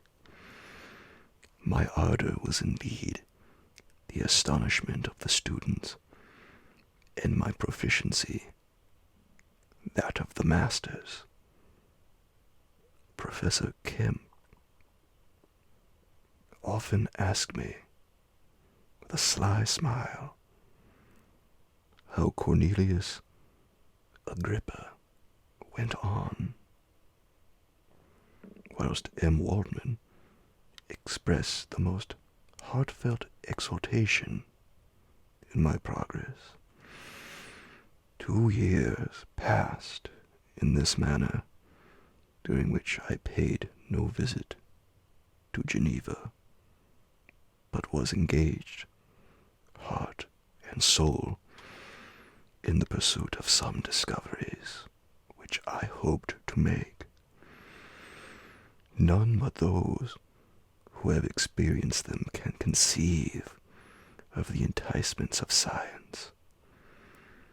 In other studies, you go as far as others have gone before you, and there is nothing more to know. But in a scientific pursuit, there is continual food for discovery and wonder. A mind of moderate capacity, which closely pursues one study, must infallibly arrive at a great proficiency in that study. And I, who continually sought the attainment of one object of pursuit, and was solely wrapped up in this, improved so rapidly that at the end of 2 years I made some discoveries in the improvement of some chemical instruments, which procured me great esteem and admiration at the university. When I had arrived at this point, and had become as well acquainted with the theory and practice of natural philosophy as depended on the lessons of any of the professors at Ingolstadt, my residence there being no longer conducive to my improvements, I thought of returning to my friends in my native town, when an incident happened that protracted my stay. One of the phenomena which had peculiarly attracted my attention was the structure of the human frame, and indeed any animal endued with life, whence I often asked myself, did the principle of life proceed? It was a bold question, and one which has ever been considered as a mystery. Yet with how many things are we upon the brink of becoming acquainted, if cowardice or carelessness did not restrain our inquiries? I resolved these circumstances in my mind, and determined thenceforth to apply myself more particularly to those branches of natural philosophy which relate to physiology. Unless I had been animated by an almost supernatural enthusiasm, my application to this study would have been irksome and almost intolerable. To examine the causes of life, we must first have recourse to death. I became acquainted with the science of anatomy, but this was not sufficient. I must also observe the natural decay and corruption of the human body. In my education, my father had taken the greatest precautions that my mind should be impressed with no supernatural horrors. I do not ever remember to have trembled at a tale of superstition, or to have feared the apparition of a spirit. Darkness had no effect upon my fancy, and a churchyard was to me merely the receptacle of bodies deprived of life, which, from being the seat of beauty and strength, had become food for the worm. Now, I was led to examine the cause and progress of this decay, and forced to spend days and nights in vaults and charnel houses. My attention was fixed upon every object, the most insupportable to the delicacy of the human feelings. I saw how the fine form of man was degraded and wasted. I beheld the corruption of death succeed to the blooming cheek of life. I saw how the worm inherited the wonders of the eye and brain. I paused, examining and analyzing all the minutiae of causation, as exemplified in the change from life to death, and death to life, until from the midst of this darkness a sudden light broke in upon me, a light so brilliant and wondrous, yet so simple, that while I became dizzy with the immensity of the prospect which it illustrated, I was surprised that among so many men of genius who had directed their inquiries towards the same science, that I alone should be reserved to discover so astonishing a secret. Remember, I am not recording the vision of a madman. The sun does not more certainly shine in the heavens than that which I now affirm is true. Some miracle might have produced it, yet the stages of the discovery were distinct and probable. After days and nights of incredible labor and fatigue, I succeeded in discovering the cause of generation and life. Nay, more. I became myself capable of bestowing animation upon lifeless matter. The astonishment which I had at first experienced on this discovery soon gave place to delight and rapture. After so much time spent in painful labor to arrive at once at the summit of my desires, was the most gratifying consummation of my toils.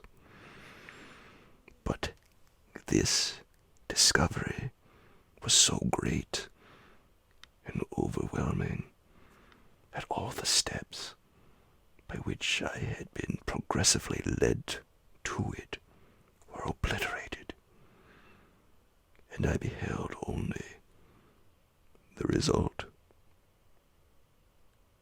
What had been the study and desire of the wisest men since the creation of the world was now within my grasp. Not that, like a magic scene, it all opened upon me at once. The information I had obtained was of a nature rather to direct my endeavors so soon as I should point them towards the object of my search, than to exhibit that object already accomplished. I was like the Arabian who had been buried with the dead and found a passage to life, aided only by one glimmering and seemingly ineffectual light. I see by your eagerness and the wonder and hope which your eyes express, my friend, that you expect to be informed of the secret with which I am acquainted. That cannot be.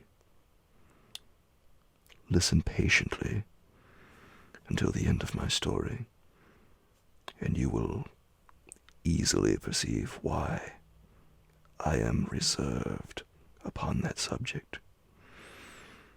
I will not lead you on, unguarded and ardent as I then was, to your destruction and infallible misery. Learn from me, if not by my precepts, at least by my example. How dangerous is the acquirement of knowledge, and how much happier that man is who believes his native town to be the world, than he who aspires to become greater than his nature will allow.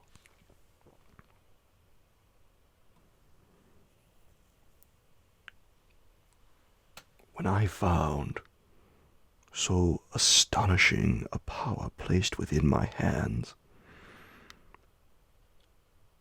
I hesitated a long time concerning the manner in which I should employ it. Although I possessed the capacity for bestowing animation, yet to prepare a frame for the reception of it with all its intricacies of fibers, muscles, and veins, still remained a work of inconceivable difficulty and labor. I doubted at first whether I should attempt the creation of a being like myself or one of simpler organization. But my imagination was too much exalted by my first success to permit me to doubt of my ability to give life to an animal as complex and wonderful as man. The materials at present within my command hardly appeared adequate to so arduous an undertaking. But I doubted not that I should ultimately succeed. I prepared myself for a multitude of reverses. My operations might be incessantly baffled, and at last my work be imperfect. Yet, when I considered the improvement which every day takes place in science and mechanics, I was encouraged to hope my present attempts would at least lay the foundations of future success. Nor could I consider the magnitude and complexity of my plan as any argument of its impracticability. It was with these feelings that I began the creation of a human being. As the minuteness of the parts formed a great hindrance to my speed, I resolved, contrary to my first intention, to make the being of a gigantic stature. That is to say, about 8 feet in height, and proportionably large. After having formed this determination, and having spent some months in successfully collecting and arranging my materials, I began. No one can conceive the variety of feelings which bore me onwards like a hurricane. In the first enthusiasm of success, life and death appeared to me ideal bounds, which I should first break through and pour a torrent of light into our dark world. A new species would bless me as its creator and source. Many happy and excellent natures would owe their being to me. No father could claim the gratitude of his child so completely as I should deserve theirs. Pursuing these reflections, I thought that if I could bestow animation upon lifeless matter, I might, in process of time, although I now found it impossible, renew life where death had apparently devoted the body to corruption. These thoughts supported my spirits while I pursued my undertaking with unremitting ardor. My cheek had grown pale with study, and my person had become emaciated with confinement. Sometimes on the very brink of certainty, I failed, yet still I clung to the hope which the next day or the next hour might realize. One secret which I alone possessed was the hope to which I had dedicated myself, and the moon gazed on my midnight labors, while with unrelaxed and breathless eagerness I pursued nature to her hiding places.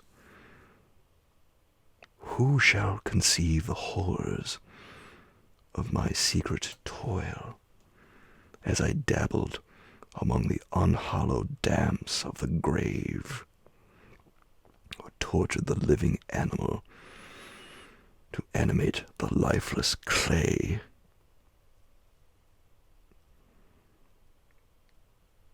My limbs now tremble, and my eyes swim with the remembrance. But then a resistless and almost frantic impulse urged me forward. I seemed to have lost all soul or sensation, but for this one pursuit.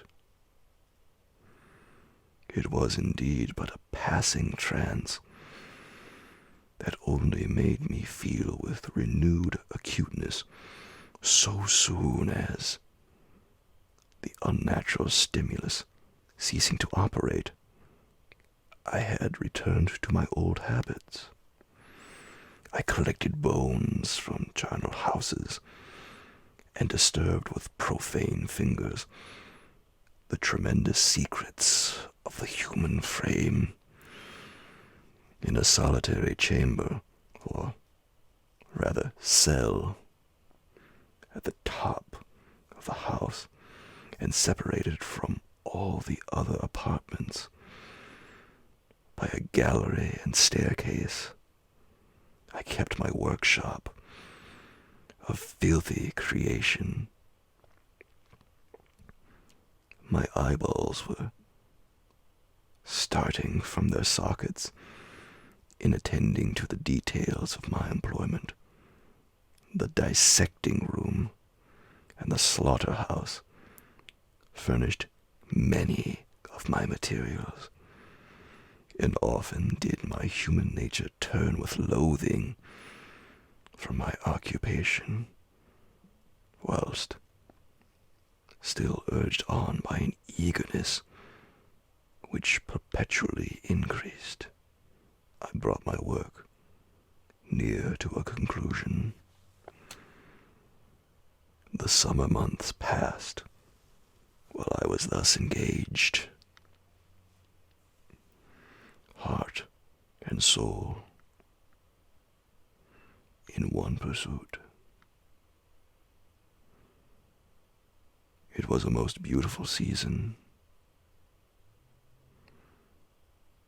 and never did the fields bestow a more plentiful harvest, or the vines yield a more luxuriant vintage.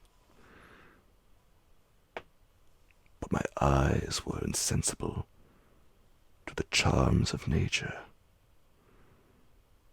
and the same feelings which made me neglect the scenes around me caused me also to forget those friends who were so many miles absent, and whom I had not seen for so long a time. I knew my silence disquieted them, and I well remembered the words of my father. I know that while you are pleased with yourself, you will think of us with affection, and we shall hear regularly from you. You must pardon me if I regard any interruption of your correspondence is a proof that your other duties are equally neglected.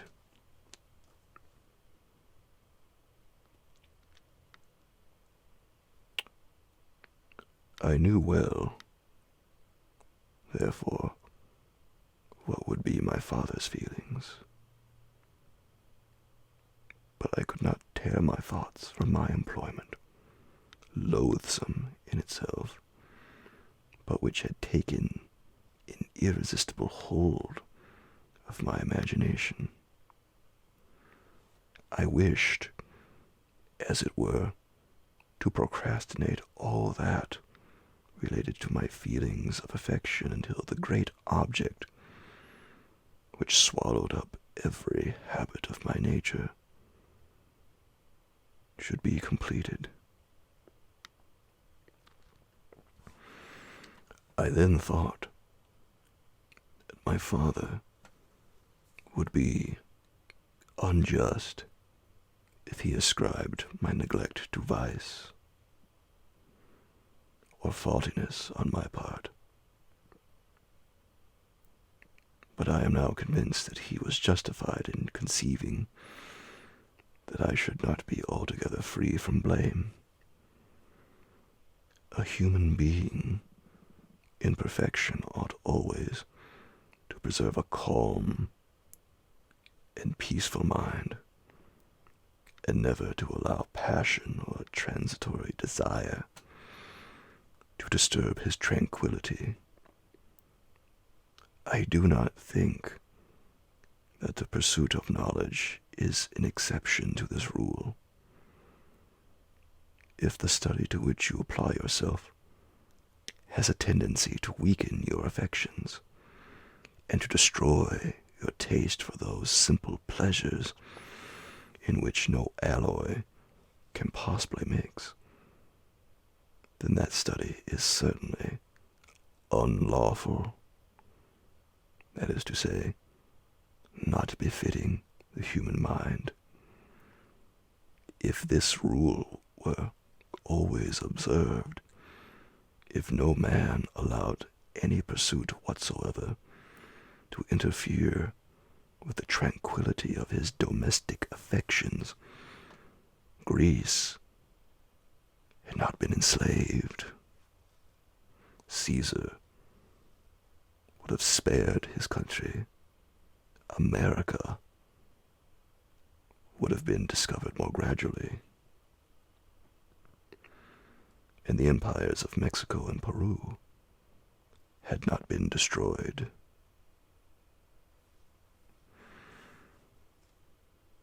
But I forget that I am moralizing in the most interesting part of my tale,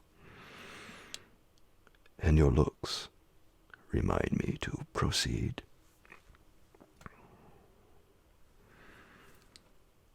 My father made no reproach in his letters, and only took notice of my silence by inquiring into my occupations more particularly than before.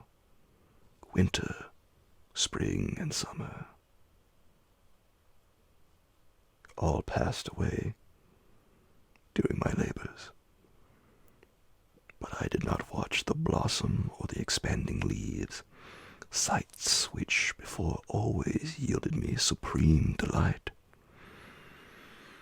So deeply was I engrossed in my occupation. The leaves of that year had withered before my work drew near to a close, and now every day showed me more plainly how well I had succeeded. But my enthusiasm was checked by my anxiety, and I appeared rather like one doomed by slavery to toil in the mines or any other unwholesome trade than an artist occupied by his favorite employment. Every night I was oppressed by a slow fever, and I became nervous to a most painful degree. disease that I regretted the more because I had hitherto enjoyed most excellent health, and had always boasted of the firmness of my nerves. But I believe that exercise and amusement would soon drive away such symptoms, and I promised myself both of these when my creation should be complete. Chapter 4. It was on a dreary night of November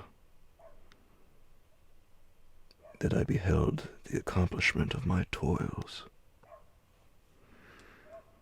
With an anxiety that almost amounted to agony, I collected the instruments of life around me, that I might infuse a spark of being into the lifeless thing that lay at my feet. It was already 1 a.m. The rain pattered dismally against the panes.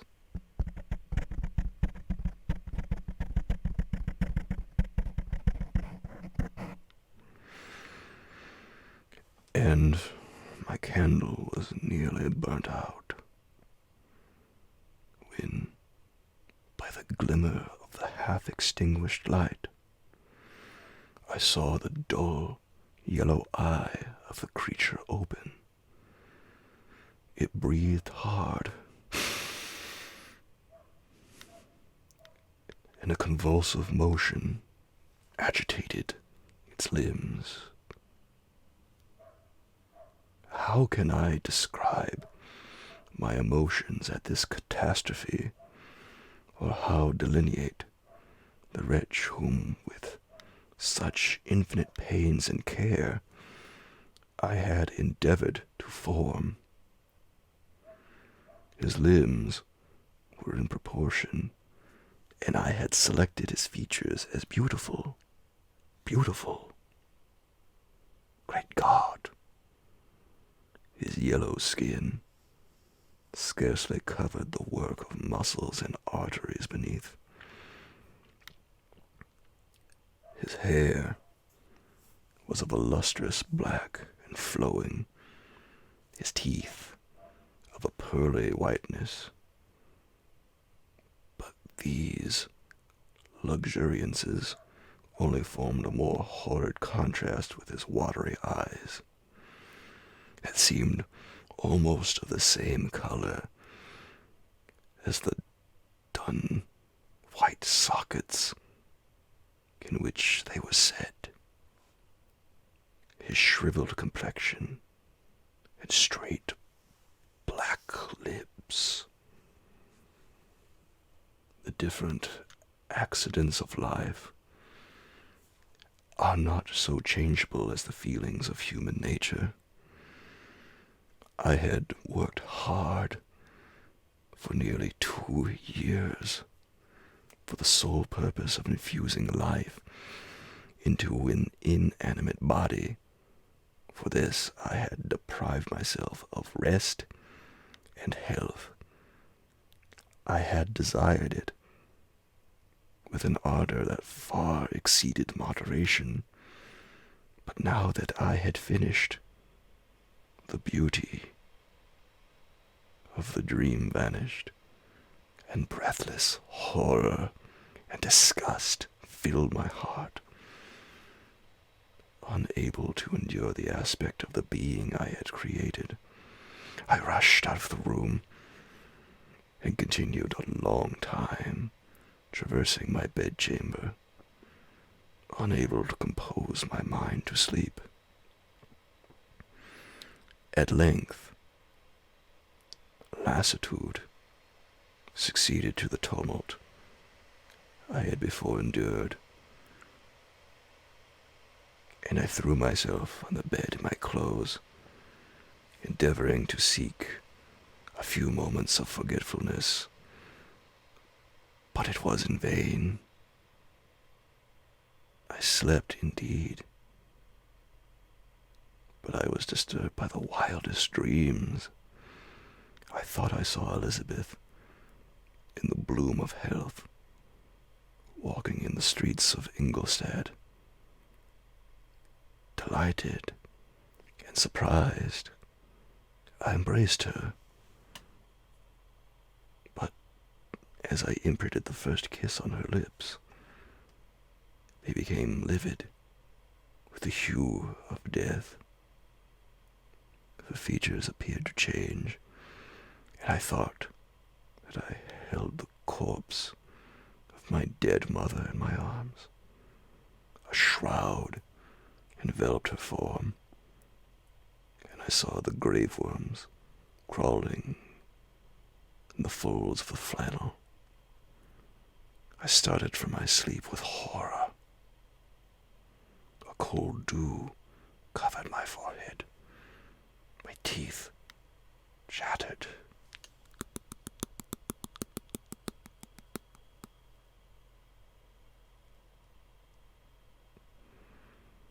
And every limb became convulsed when by the dim and yellow light of the moon, as it forced its way through the window shutters, I beheld the wretch, the miserable monster whom I had created.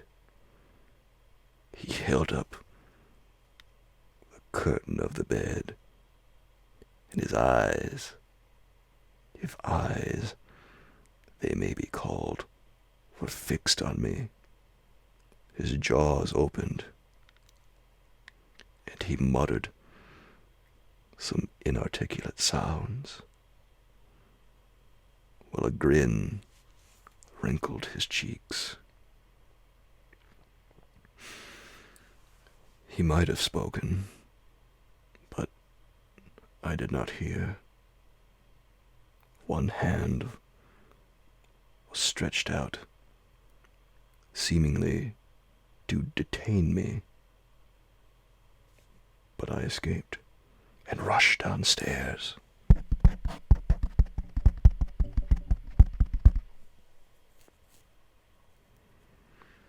I took refuge in the courtyard belonging to the house which I inhabited, where I remained during the rest of the night, walking up and down in the greatest agitation, listening attentively, catching and fearing each sound, as if it were to announce the approach of the demoniacal corpse to which I had so miserably given life. Oh, no mortal could support the horror of that countenance. A mummy, again endued with animation, could not be so hideous as that wretch. I had gazed on him while unfinished. He was ugly then, but when those muscles and joints were rendered capable of motion, it became a thing such as even Dante could not have conceived. I passed the night wretchedly. Sometimes my pulse beat so quickly and hardly that I felt the palpitation of every artery.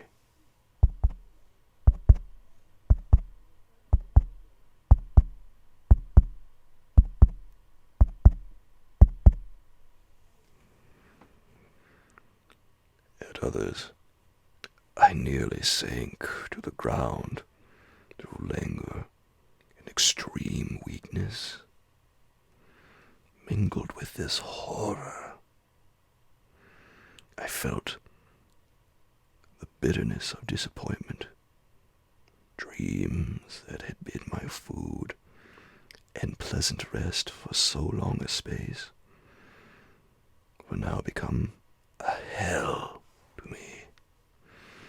And the change was so rapid the overthrow so complete.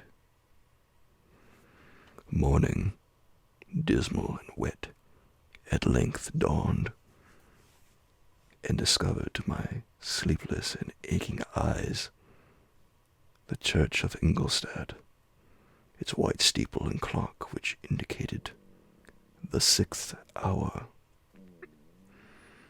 The porter opened the gates of the court, which had that night been my asylum, and I issued into the streets, pacing them with quick steps.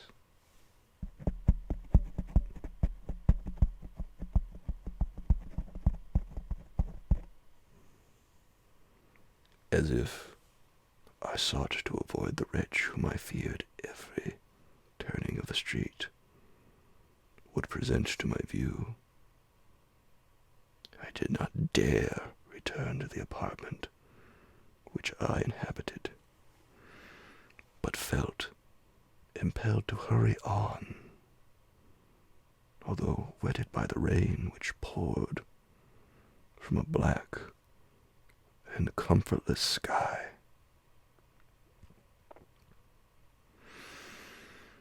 I continued walking in this manner for some time, endeavoring by bodily exercise to ease the load that weighed upon my mind. I traversed the streets without any clear conception of where I was or what I was doing. My heart palpitated in the sickness of fear, and I hurried on with irregular steps, not daring to look about me, like one who on a lonely road doth walk in fear and dread, and having once turned round, walks on and turns no more his head, because he knows a frightful fiend doth close behind him tread.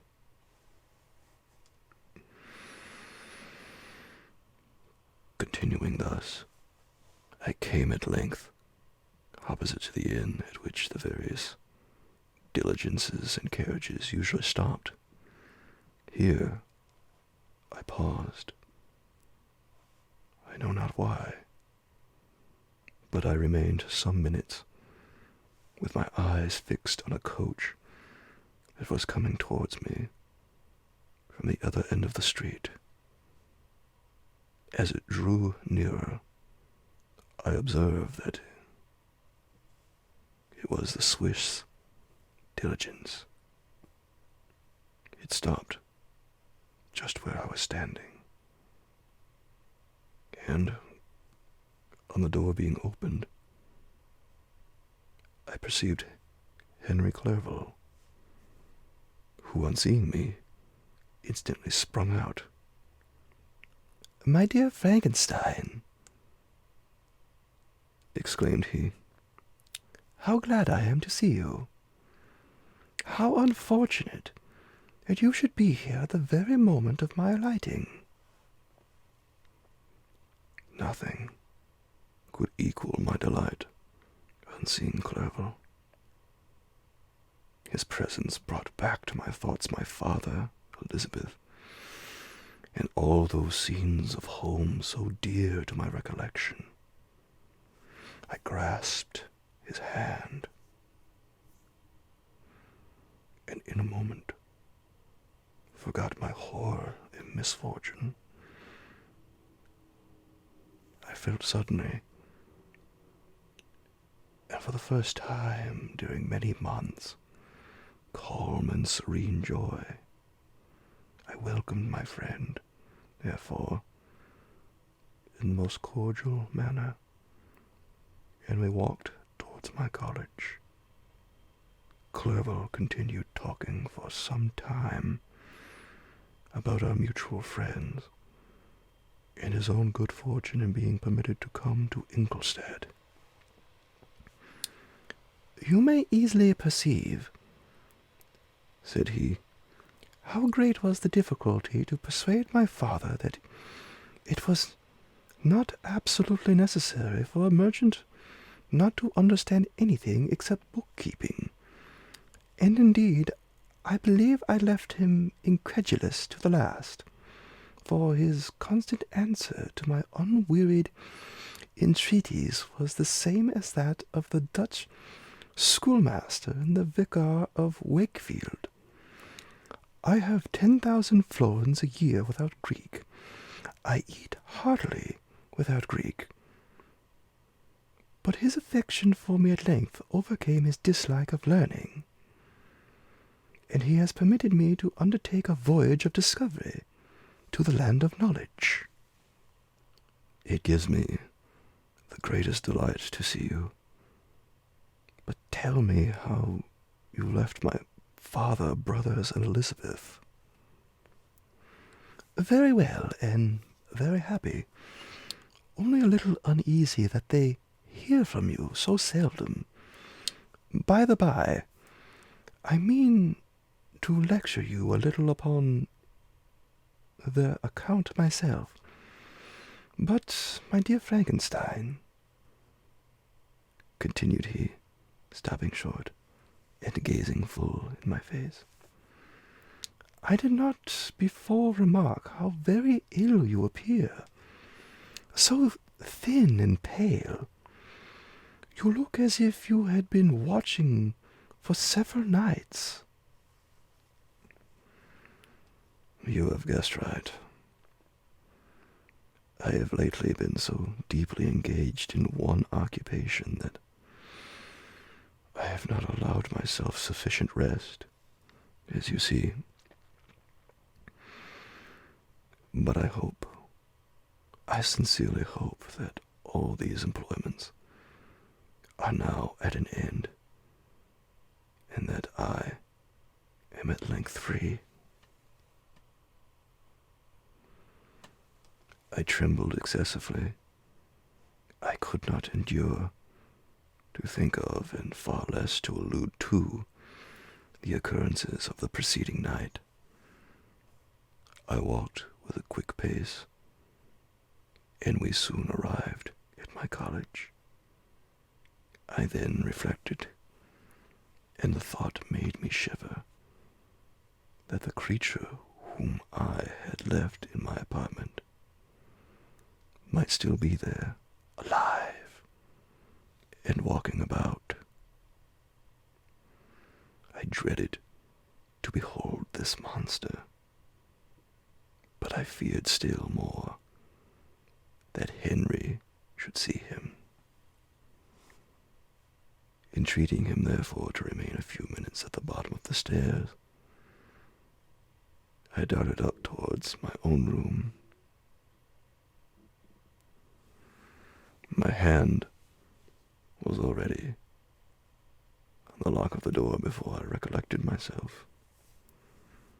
I then paused, and a cold shivering came over me. I threw the door forcibly open, as children are accustomed to do when they expect a spectre to stand in waiting for them on the other side. But nothing appeared. I stepped fearfully in. The apartment was empty, and my bedroom was also freed from its hideous guest. I could hardly believe that so great a good fortune could have befallen me. But when I became assured that my enemy had indeed fled, I clapped my hands for joy.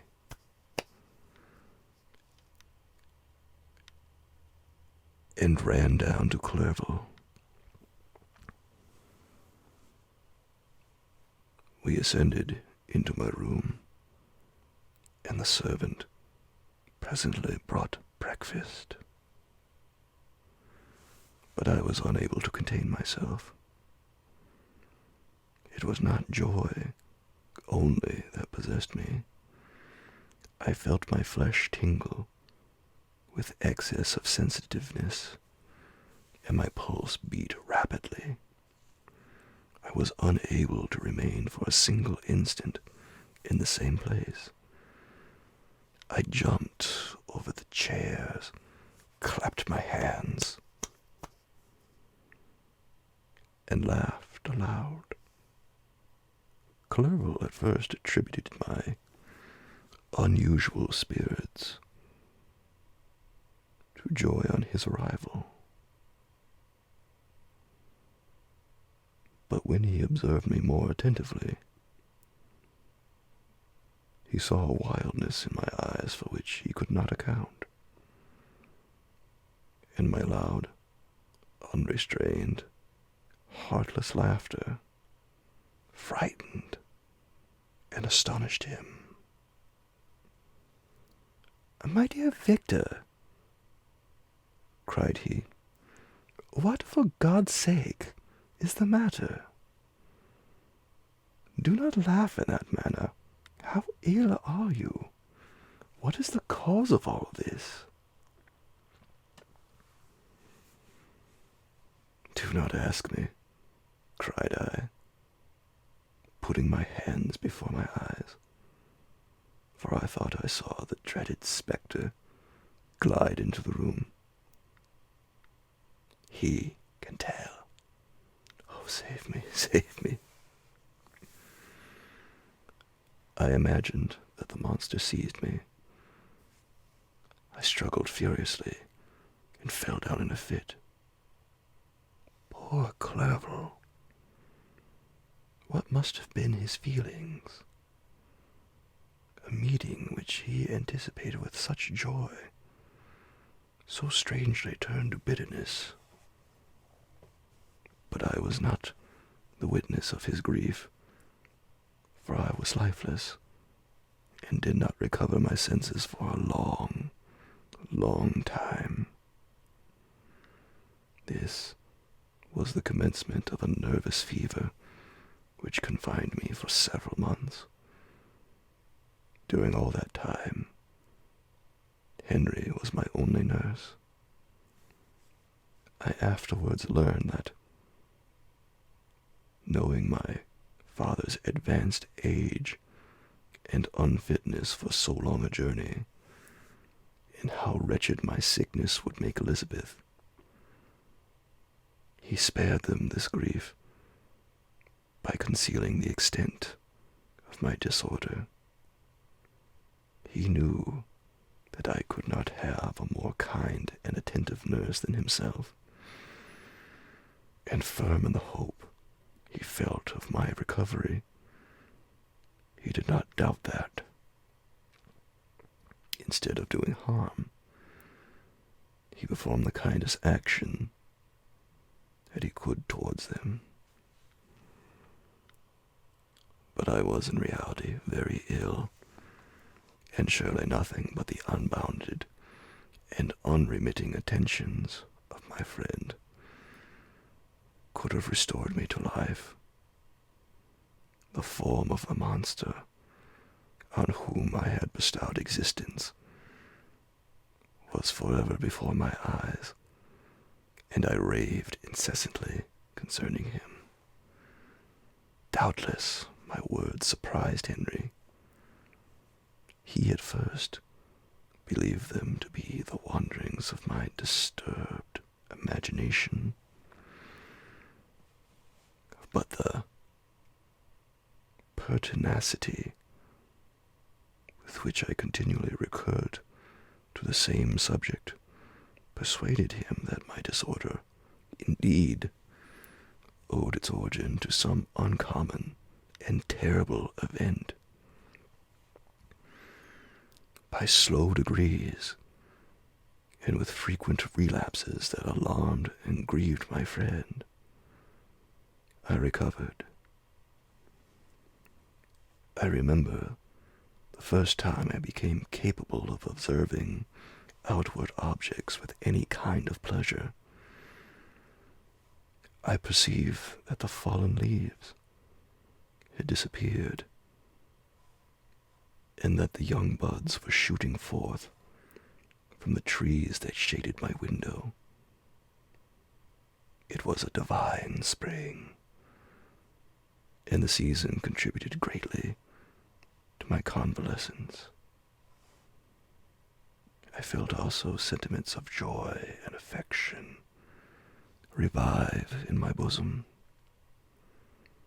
My gloom disappeared, and in a short time I became as cheerful as before I was attacked by the fatal passion.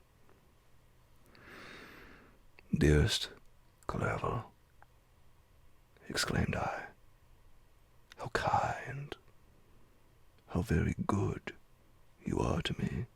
This whole winter, instead of being spent in study, as you promised yourself, has been consumed in my sick room.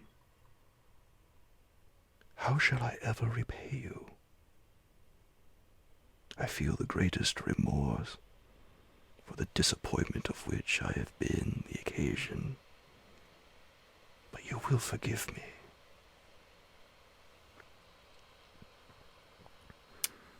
You will repay me entirely if you do not discompose yourself, but get well as fast as you can.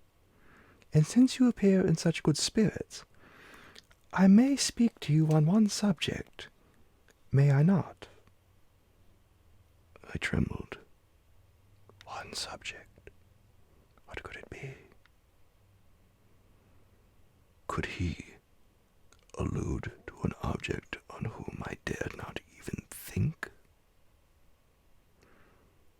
"Compose yourself," said Clerval, who observed my change of color.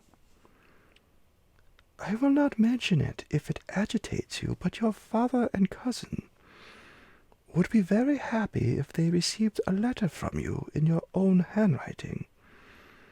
They hardly know how ill you have been, and are uneasy at your long silence."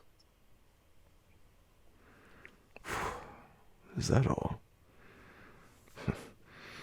My dear Henry, how could you suppose that my first thought would not fly towards those dear, dear friends whom I love, and who are so deserving of my love?"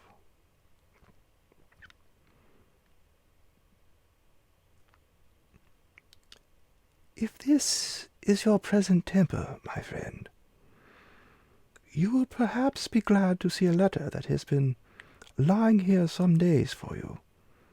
It is from your cousin, I believe." Chapter 5. Clerval then put the following letter into my hands. "To V. Frankenstein. My dear cousin,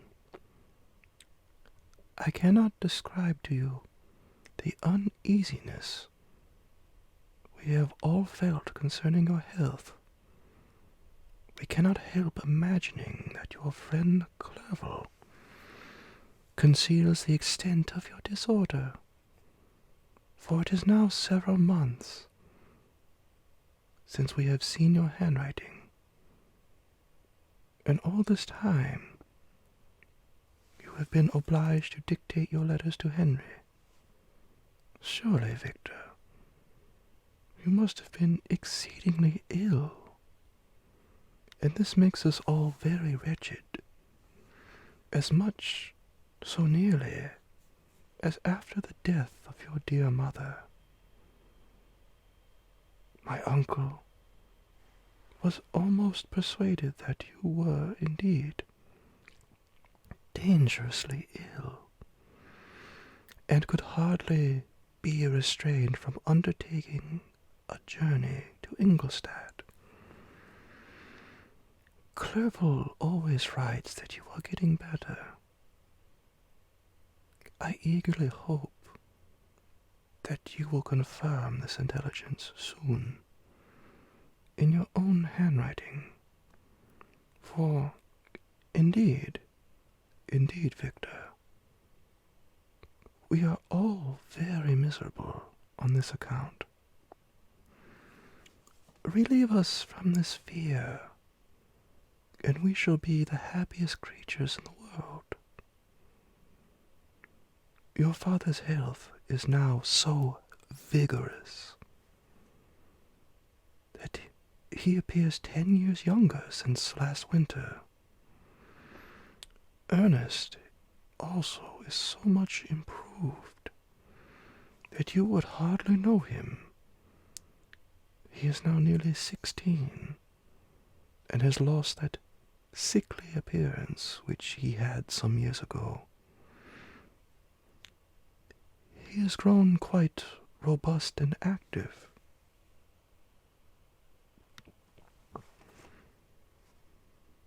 My uncle and I conversed a long time last night about what profession Ernest should follow. His constant illness when young has deprived him of the habits of application. And now that he enjoys good health, he is continually in the open air, climbing the hills or rowing on the lake. I therefore propose that he should be a farmer, which, you know, cousin, is a favorite scheme of mine. A farmer's is a very healthy, happy life, and the least hurtful, or rather, the most beneficial profession of any. My uncle had an idea of his being educated as an advocate, that through his interest he might become a judge. But besides that, he is not at all fitted for such an occupation. It is certainly more creditable to cultivate the earth for the sustenance of man than to be the confidant, and sometimes the accomplice, of his vices, which is the profession of a lawyer. I said that the employments of a prosperous farmer, if they were not a more honorable, they were at least a happier species of occupation than that of a judge, whose misfortune it was always to meddle with the dark side of human nature. My uncle smiled and said that I ought to be an advocate myself, which put an end to the conversation on that subject. And now I must tell you a little story that will please and perhaps amuse you. Do you not remember Justine Moritz? Probably you do not. I will relate her history, therefore, in a few words. Madame Moritz, her mother, was a widow with 4 children, of whom Justine was the third. This girl had always been the favorite of her father, but through a strange perversity, her mother could not endure her, and after the death of Madame Moritz, treated her very ill. My aunt observed this, and when Justine was 12 years of age, prevailed on her mother to allow her to live at her house. The republican institutions of our country have produced simpler and happier manners than those which prevail in the great monarchies that surround it. Hence, there is less distinction between the several classes of its inhabitants, and the lower orders being neither so poor nor so despised. The manners are more refined and moral. A servant in Geneva does not mean the same thing as a servant in France and England. Justine, thus received in our family, learned the duties of a servant, a condition which, in our fortunate country, does not include the idea of ignorance and a sacrifice of the dignity of a human being. After what I have said, I dare say you will remember the heroine of my little tale. For Justine was a great favorite of yours, and I recollect you once remarked that if you were in an ill humor, one glance from Justine could dissipate it, for the same reason that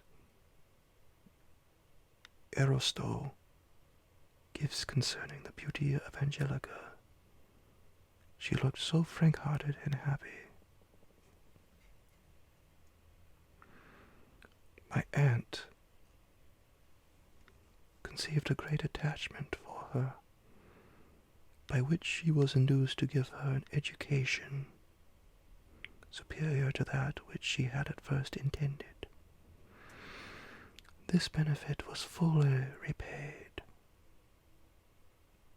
Justine was the most grateful little creature in the world. I do not mean that she made any professions. I never heard one pass her lips. But you could see by her eyes that she had almost adored her protectress, although her disposition was gay, and in many respects inconsiderate, yet she paid the greatest attention to every gesture of my aunt. She thought her the model of all excellence, and endeavored to imitate her phraseology and manners, so that even now she often reminds me of her. When my dearest aunt died, everyone was too much occupied in their own grief to notice poor Justine, who had attended her during her illness with the most anxious affection. Poor Justine was very ill, but other trials were reserved for her. One by one, her brothers and sister died, and her mother, with the exception of her neglected daughter, was left childless. The conscience of the woman was troubled. She began to think that the deaths of her favorites was a judgment from heaven to chastise her partiality. She was a Roman Catholic, and I believe her confessor confirmed the idea which she had conceived. Accordingly, a few months after your departure for Ingolstadt, Justine was called home by her repentant mother. Poor girl! She wept when she quitted her house. She was much altered since the death of my aunt. Grief had given softness and a winning mildness to her manners, which had before been remarkable for vivacity. Nor was her residence at her mother's house of a nature to restore her gaiety. The poor woman was very vacillating in her repentance. She sometimes begged Justine to forgive her unkindness, but much oftener accused her of having caused the deaths of her brothers and sisters. Perpetual fretting at length threw Madame Moritz into a decline, which at first increased her irritability, but she is now at peace forever. She died on the first approach of cold weather at the beginning of this last winter. Justine has returned to us, and I assure you I love her tenderly. She is very clever and gentle, and extremely pretty, as I mentioned before. Her mien and her expressions continually remind me of my dear aunt. I must say also a few words to you, my dear cousin, of darling little William. I wish you could see him. He is very tall of his age, with sweet, laughing blue eyes, dark eyelashes, and curling hair. When he smiles, 2 little dimples appear on each cheek, which are rosy with health. He has already had 1 or 2 little wives, but Louisa Byron is his favorite.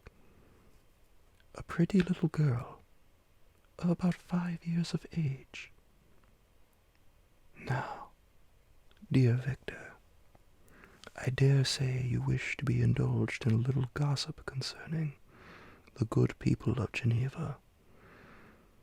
The pretty Miss Mansfield has already received the congratulatory visits on her approaching marriage with a young Englishman, John Melbourne, Esquire.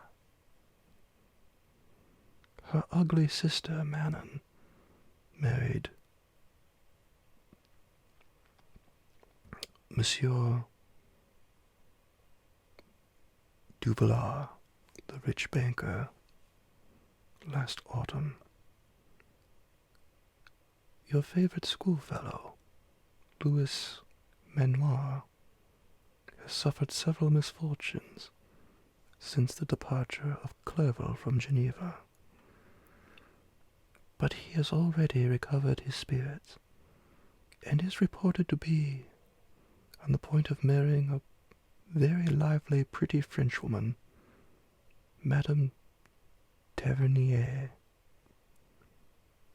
She is a widow, and much older than Manoir, but she is very much admired, and a favorite with everybody. I have written myself into good spirits, dear cousin, yet I cannot conclude without again anxiously inquiring concerning your health. Dear Victor, if you are not very ill, write yourself, and make your father and all of us happy. Or, I cannot bear to think of the other side of the question. My tears already flow. Adieu, my dearest cousin, Elizabeth Lavenza.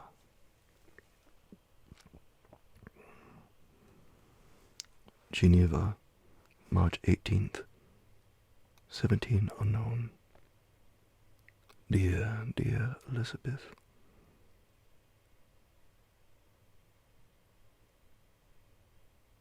I exclaimed when I had read her letter. I will write instantly and relieve them from the anxiety they must feel, I wrote. And this exertion greatly fatigued me, but my convalescence had commenced and proceeded regularly. In another fortnight, I was able to leave my chamber. One of my first duties on my recovery was to introduce Clerval to the several professors of the university. In doing this, I underwent a kind of rough usage, ill-befitting the wounds that my mind had sustained. Ever since the fatal night, the end of my labors and the beginning of my misfortunes, I had conceived a violent antipathy, even to the name of natural philosophy. When I was otherwise quite restored to health, The sight of a chemical instrument would renew all the agony of my nervous symptoms. Henry saw this, and had removed all my apparatus from my view. He had also changed my apartment, for he perceived that I had acquired a dislike for the room which had previously been my laboratory. But these cares of Clerval were made of no avail when I visited the professors. M. Waldman inflicted torture when he praised with kindness and warmth the astonishing progress I had made in the sciences. He soon perceived that I disliked the subject, but not guessing the real cause, he attributed my feelings to modesty and changed the subject from my improvement to the science itself, with a desire, as I evidently saw, of drawing me out. What could I do? He meant to please, and he tormented me.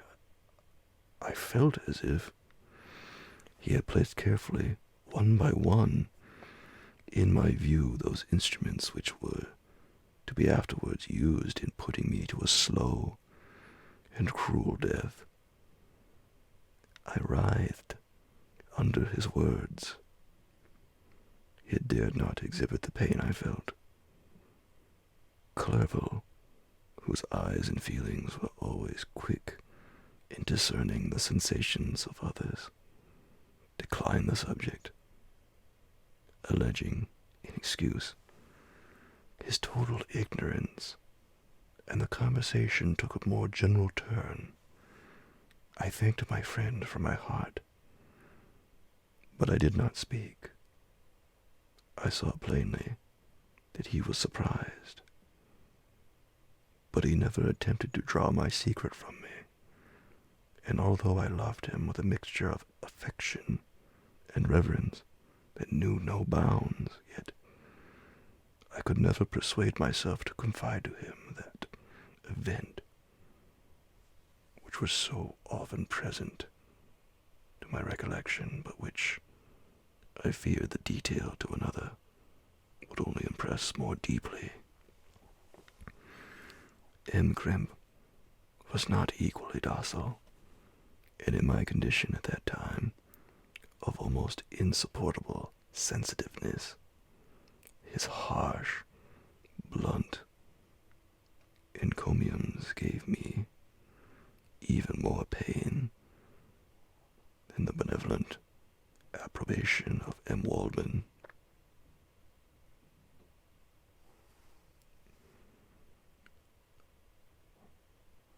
"Damn the fellow,"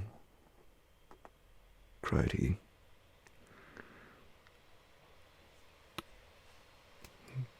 "Why, M. Clerval, I assure you that he has outstripped us all.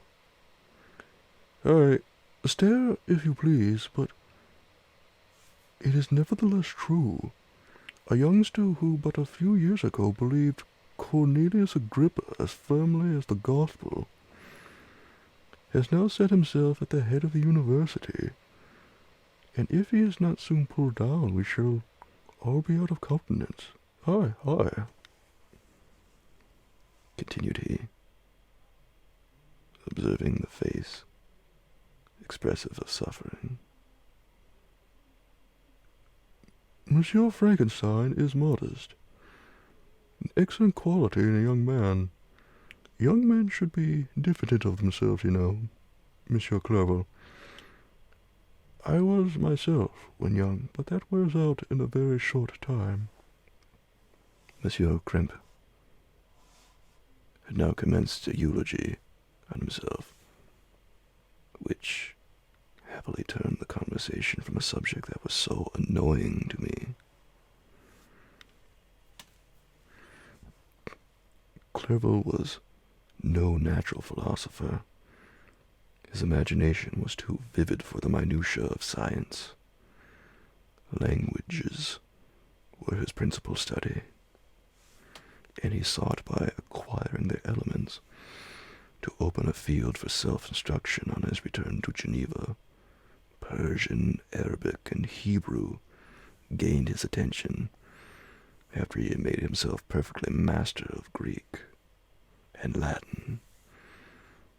For my own part, idleness had never been so irksome to me, and now that I wished to fly from reflection and hated my former studies, I felt a great relief in being the fellow pupil of my friend, and found not only instruction, but consolation in the works of the Orientalists. Their melancholy is soothing, and their joy elevating to a degree I never experienced in studying the authors of any other country. When you read the writings, life appears to consist in a warm sun and garden of roses, in the smiles and frowns of a fair enemy, and the fire that consumes your own heart. How different from the manly and heroical poetry of Greece and Rome. Summer passed away in these occupations, and my return to Geneva was fixed for the latter end of autumn. But being delayed by several accidents, winter and snow arrived. The roads were deemed impassable, and my journey was stopped until the ensuing spring. I felt this delay very bitterly, for I longed to see my native town and my beloved friends. My return had only been delayed so long from an unwillingness to leave Clerval in a strange place before he had become acquainted with any of its inhabitants.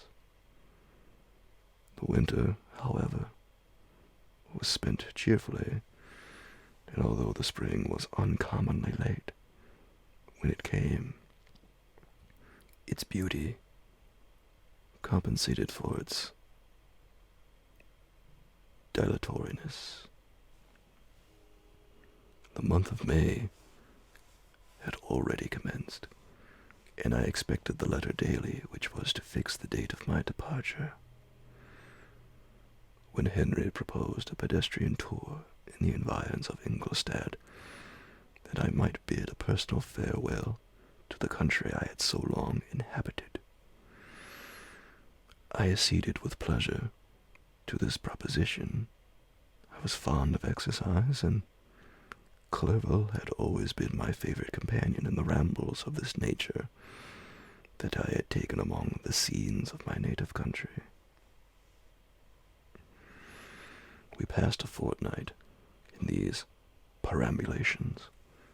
My health and spirits had long been restored, and they gained additional strength from the salubrious air I breathed, and the natural incidents of our progress, and the conversation of my friend. Study had before secluded me from the intercourse of my fellow creatures, and rendered me unsocial, but Clerval called forth the better feelings of my heart. He again taught me to love the aspect of nature and the cheerful faces of children. Excellent friend, how sincerely did you love me, and endeavor to elevate my mind until it was on a level with your own. A selfish pursuit had cramped and narrowed me, until your gentleness and affection warmed and opened my senses. I became the same happy creature who a few years ago, loving and beloved by all, had no sorrow or care. When happy inanimate nature had the power of bestowing on me the most delightful sensations. A serene sky and verdant fields filled me with ecstasy. The present season was indeed divine. The flowers of spring bloomed in the hedges, for those of summer were already in bud. I was undisturbed by thoughts which had, during the preceding year, pressed upon me, notwithstanding my endeavors to throw them off, with an invincible burden. Henry rejoiced in my gaiety and sincerely sympathized in my feelings. He exerted himself to amuse me, while he expressed the sensations that filled his soul. The resources of his mind on this occasion were truly astonishing.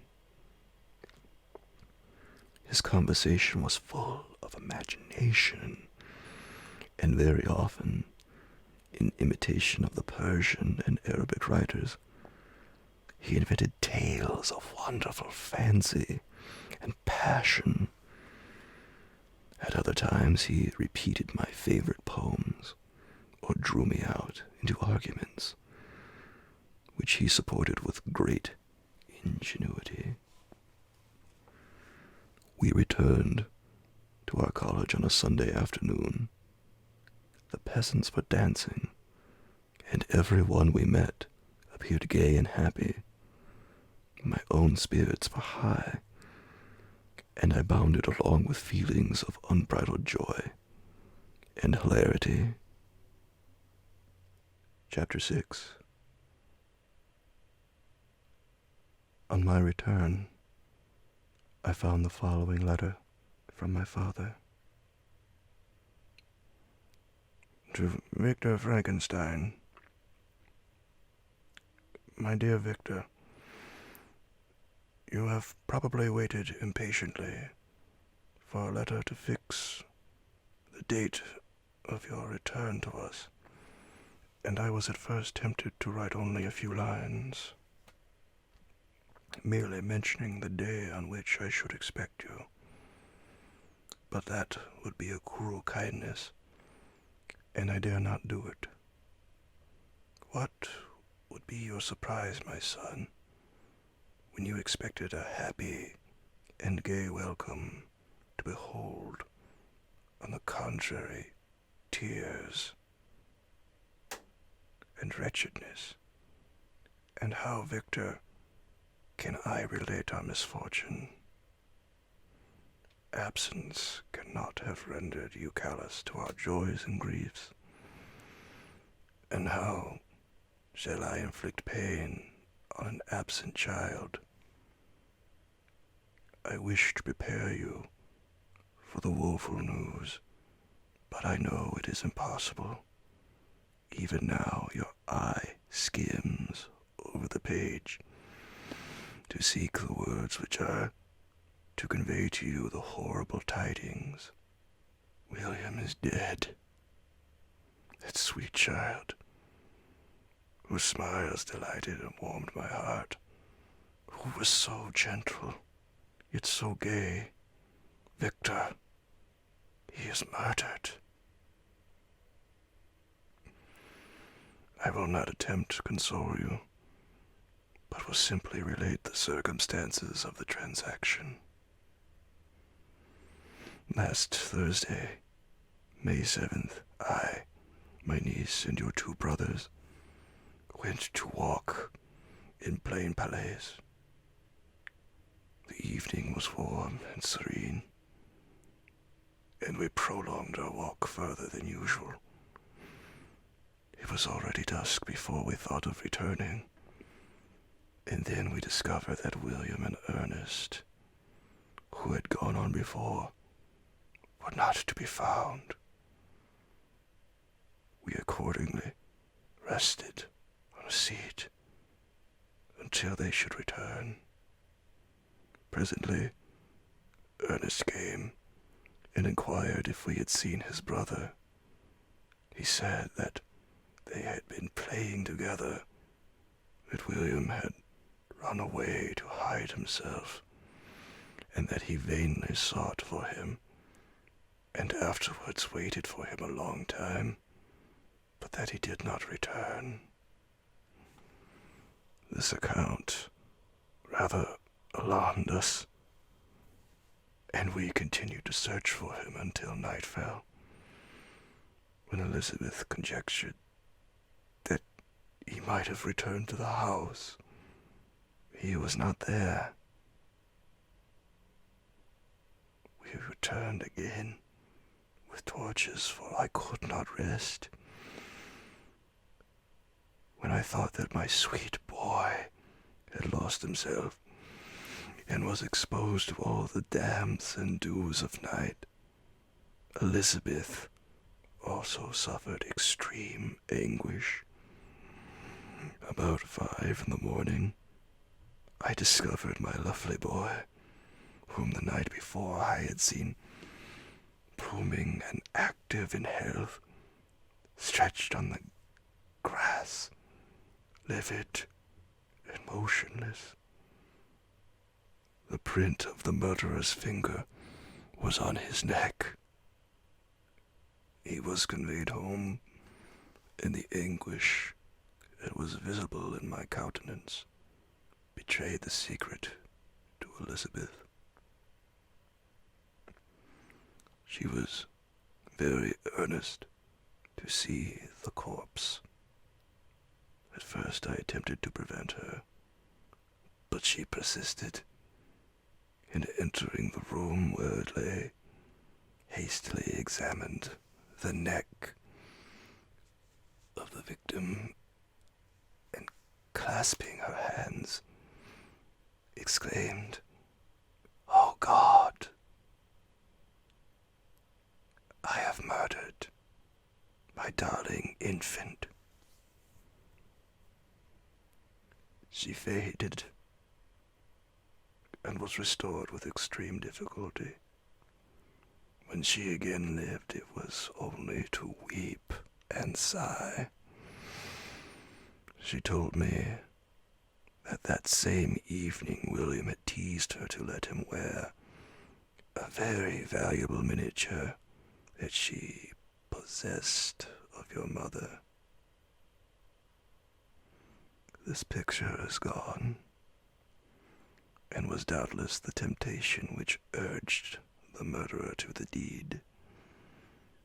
We have no trace of him at present, although our exertions to discover him are unremitted. But they will not restore my beloved William. Come, dearest Victor, you alone can console Elizabeth. She weeps continually and accuses herself unjustly as the cause of his death. Her words pierce my heart.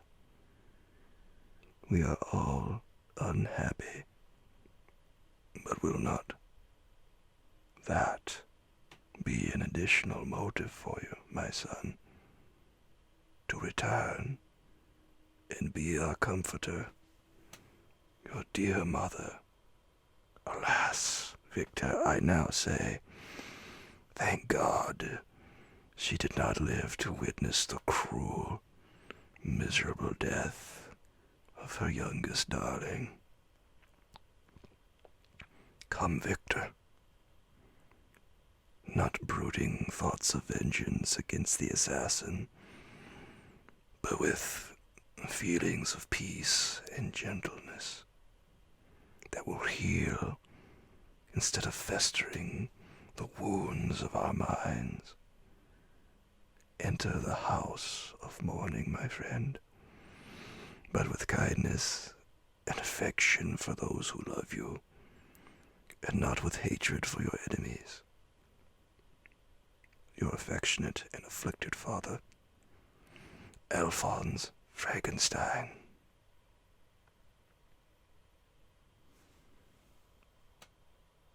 Geneva, May 12th, 17 unknown.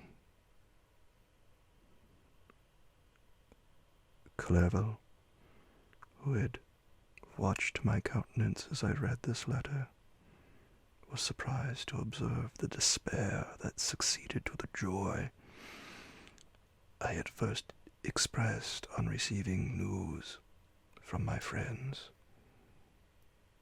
I threw the letter on the table and covered my face with my hands.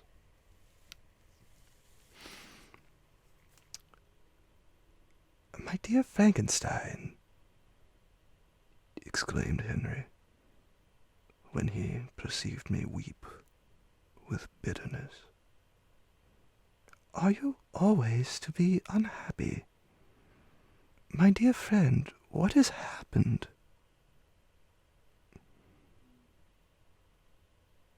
I motioned to him to take up the letter,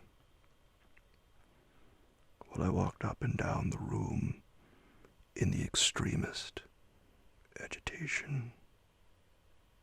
Tears also gushed from the eyes of Clerval as he read the account of my misfortune.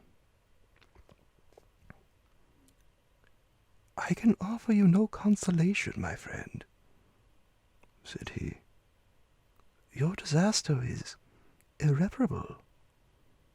What do you intend to do?"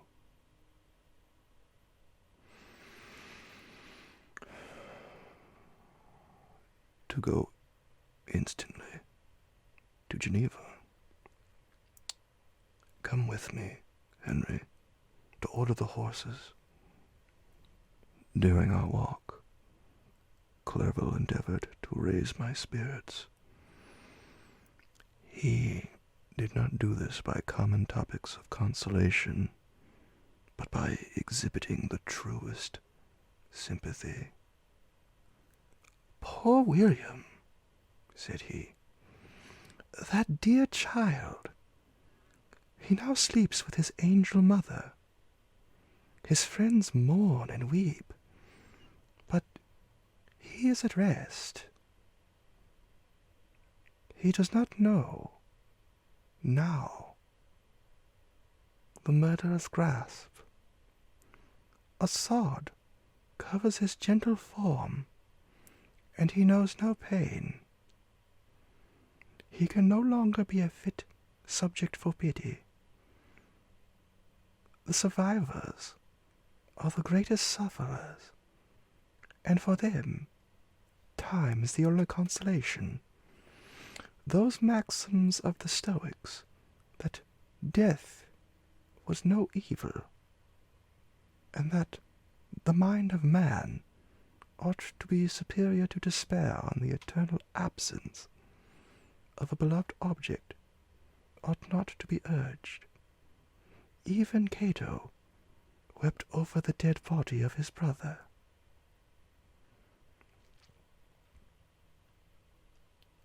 Clerval spoke thus as we hurried through the streets.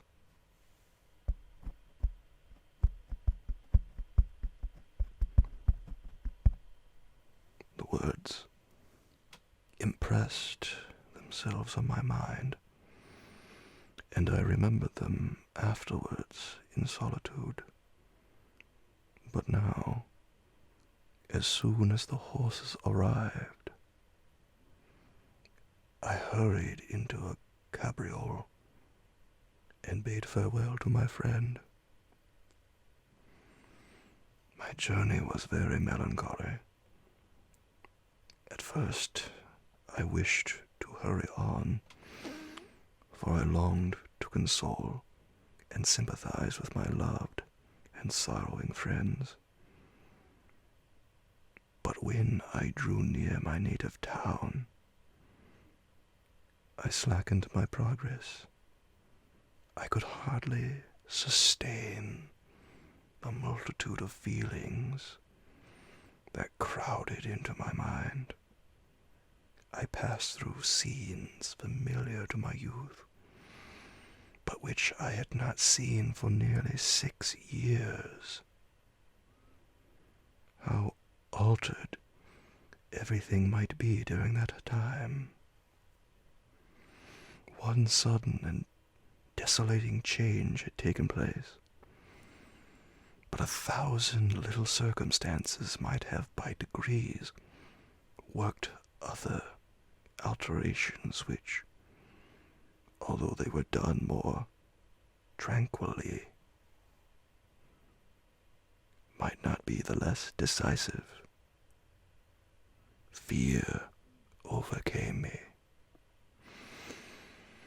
I dared not advance, dreading 1,000 nameless evils had made me tremble,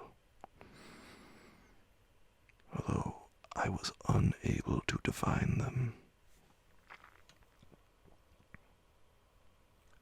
I remained 2 days at Lausanne in this painful state of mind. I contemplated the lake. The waters were placid. All around was calm, and the snowy mountains, the palaces of nature, were not changed. By degrees, the calm and heavenly scene restored me, and I continued my journey towards Geneva. The road ran by the side of the lake, which became narrower as I approached my native town. I discovered more distinctly the black sides of Jura and the bright summit of Mont Blanc. I wept like a child. Dear mountains, my own beautiful lake, how do you welcome your wanderer? Your summits are clear, the sky and lake are blue and placid. Is this to prognosticate peace, or to mock at my unhappiness?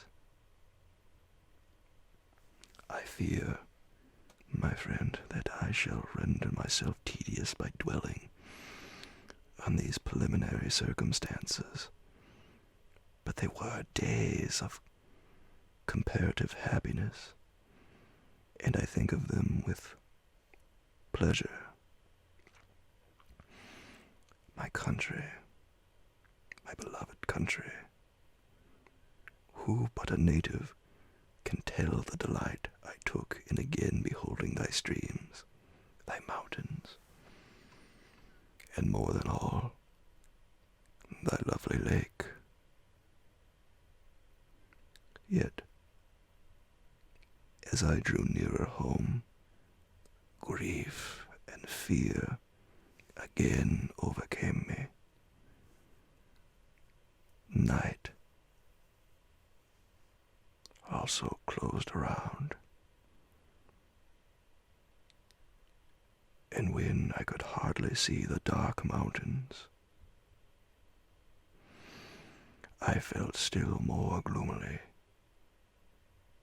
The picture appeared a vast and dim scene of evil, and I foresaw obscurely that I was destined to become the most wretched of human beings. Alas, I prophesied truly, and failed only in one single circumstance, that in all the misery I imagined and dreaded, I did not conceive the 100th part of the anguish I was destined to endure. It was completely dark when I arrived in the environs of Geneva. The gates of the town were already shut, and I was obliged to pass the night at Secheron a village half a league to the east of the city. The sky was serene, and as I was unable to rest, I resolved to visit the spot where my poor William had been murdered. As I could not pass through the town, I was obliged to cross the lake in a boat to arrive at Plain Place. During this short voyage, I saw the lightnings playing on the summit of Mont Blanc in the most beautiful figures. The storm appeared to approach rapidly, and on landing, I ascended a low hill that I might observe its progress. It advanced till the heavens were clouded, and I soon felt the rain coming slowly in large drops. But its violence quickly increased. I quitted my seat and walked on, although the darkness and storm increased every minute, and the thunder burst with a terrific crash over my head. It was echoed from Salive, the Jures, and the Alps of Savoy. Vivid flashes of lightning dazzled my eyes, illuminating the lake, making it appear like a vast sheet of fire. Then for an instant everything seemed of a pitchy darkness, until the eye recovered itself from the preceding flash. The storm, as is often the case in Switzerland, appeared at once in various parts of the heavens. The most violent storm hung exactly north of the town, over that part of the lake which lies between the promontory of Bellerive and the village of Copit. Another storm enlightened Jura with faint flashes, and another darkened and sometimes disclosed the Mole, a peaked mountain to the east of the lake. While I watched the storm, so beautiful, yet terrific, I wandered on with a hasty step.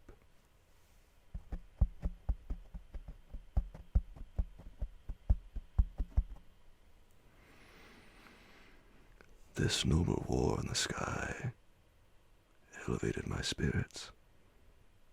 I clasped my hands and exclaimed aloud, "William, dear angel, this is thy funeral. This is thy dirge."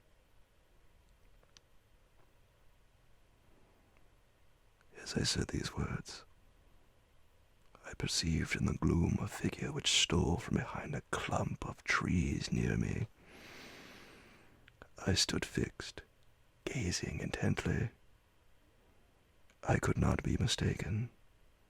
A flash of lightning illuminated the object and discovered its shape plainly to me.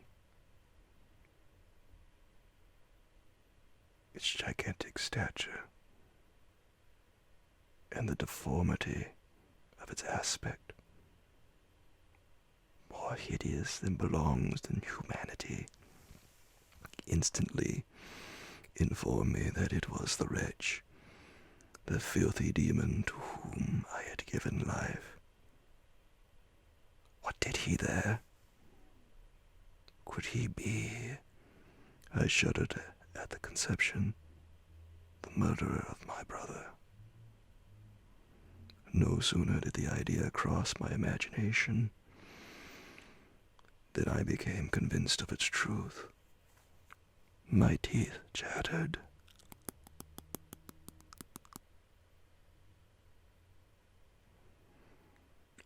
And I was forced to lean against a tree for support. The figure passed me quickly, and I lost it in the gloom. Nothing in human shape could have destroyed that fair child. He was the murderer. I could not doubt it. The mere presence of the idea was an irresistible proof of the fact. I thought of pursuing the devil, but it would have been in vain, for another flash discovered him to me, hanging among the rocks of the nearly perpendicular ascent of Mont Saleve,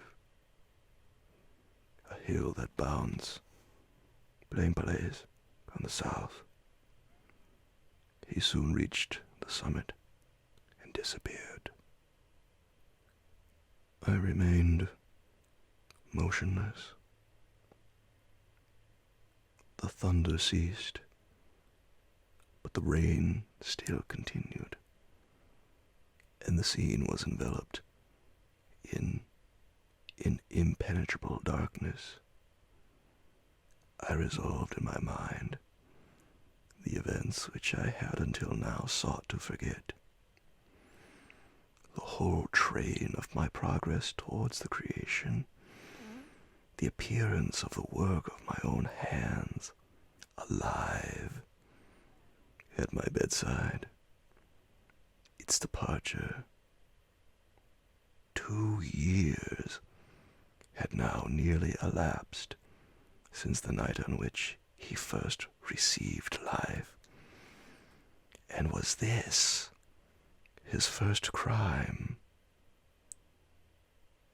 Alas, I had turned loose into the world, a depraved wretch, whose delight was in carnage and misery. Had he not murdered my brother, no one can conceive the anguish I suffered during the remainder of the night, which I spent cold and wet in the open air. But I did not feel the inconvenience of the weather. My imagination was busy in scenes of evil and despair. I considered the being whom I had cast among mankind,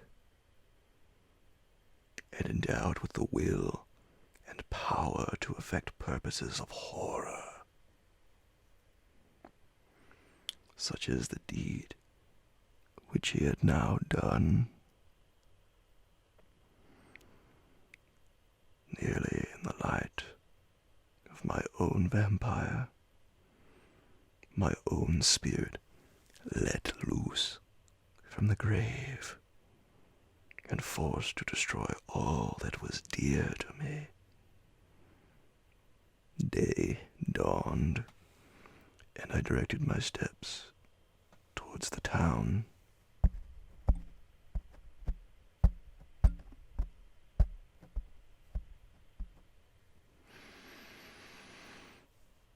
The gates were open, and I hastened to my father's house.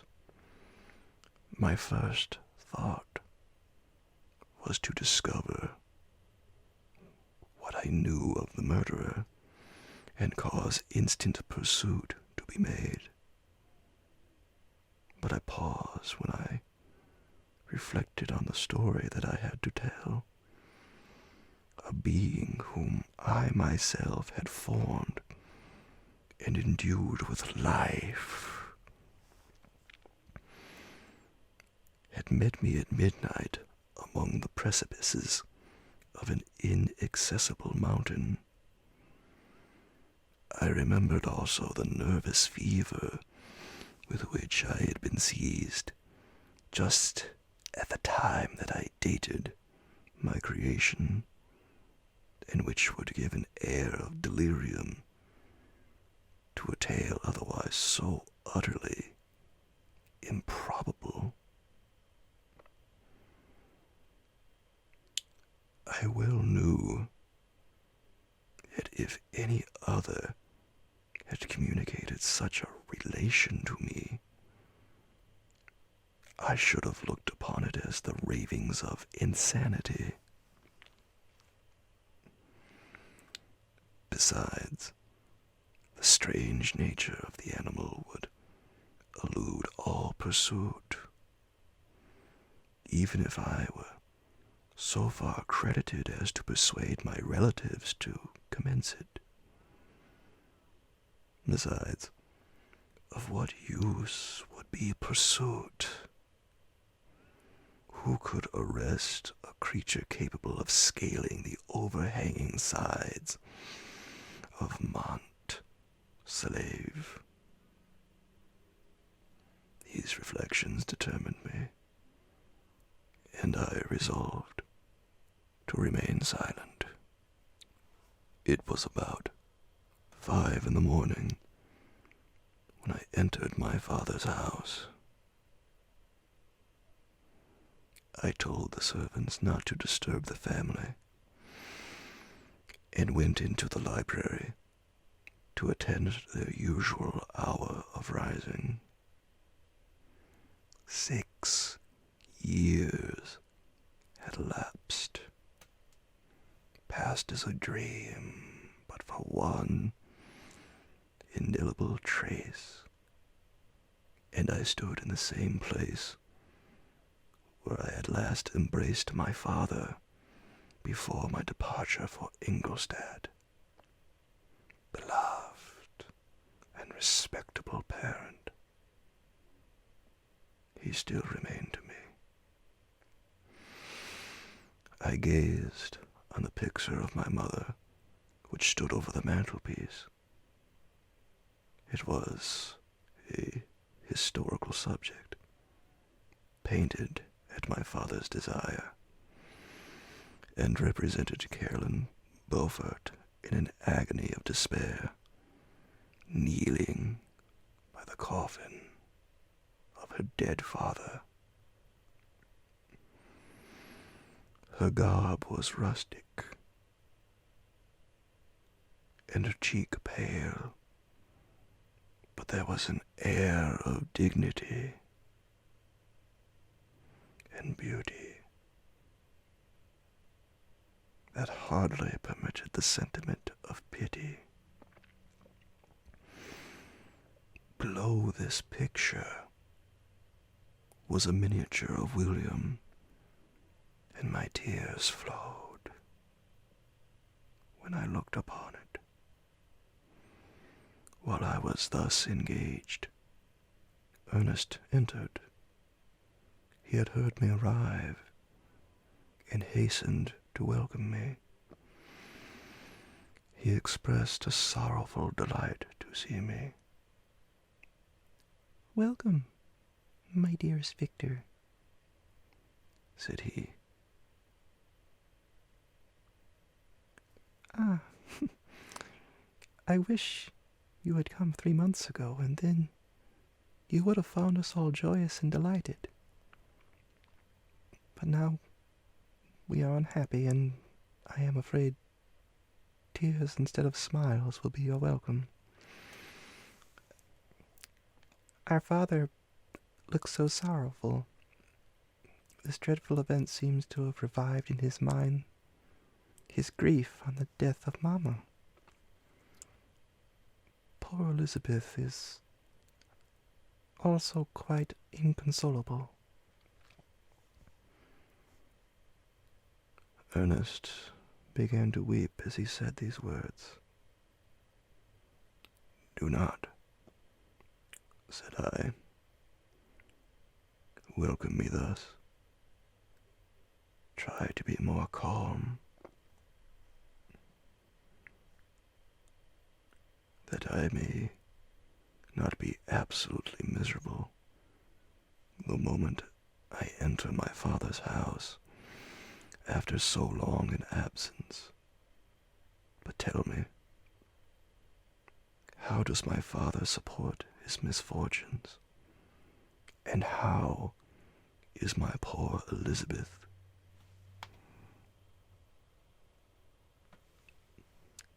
She indeed requires consolation. She accused herself of having caused the death of my brother, and that made her very wretched. But since the murderer has been discovered... The murderer discovered? Good God! How can that be? Who could attempt to pursue him? It is impossible. One might as well try to overtake the winds, or confine a mountain stream with a straw.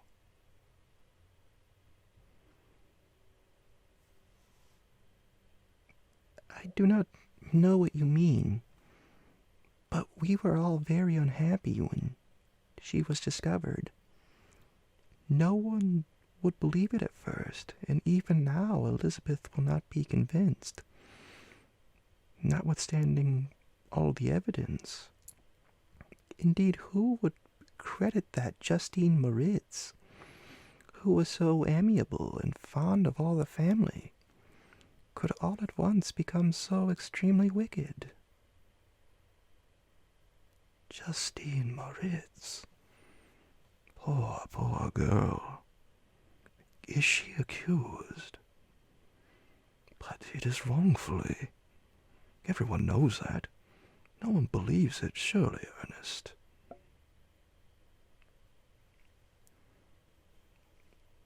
No one did at first, but several circumstances came out that have almost forced conviction upon us. And her own behavior has been so confused as to add to the evidence of facts a weight that I fear leaves no hope for doubt. But she will be tried today, and you will then hear all. He related that the morning on which the murder of poor William had been discovered, Justine had been taken ill and confined to her bed, and after several days one of the servants, happening to examine the apparel she had worn on the night of the murder, had discovered in her pocket the picture of my mother, which had been judged to be the temptation of the murderer. The servant instantly showed it to one of the others, who, without saying a word to any of the family, went to a magistrate, and upon hearing the deposition, Justine was apprehended. On being charged with the fact, the poor girl confirmed the suspicion in a great measure by her extreme confusion of manner. This was a strange tale, but it did not shake my faith, and I replied earnestly, "You are all mistaken. I know the murderer. Justine, poor good Justine, is innocent." At that instant, my father entered. I saw unhappiness deeply impressed on his countenance, but he endeavored to welcome me cheerfully, and after we had exchanged our mournful greeting, would have introduced some other topic than that of our disaster, had not Ernest exclaimed, "Good God, Papa, Victor says that he knows who was the murderer of poor William." We do also, unfortunately, replied my father. For indeed, I had rather had been forever ignorant than have discovered so much depravity and ingratitude in one I valued so highly. My dear father, you are mistaken. Justine is innocent.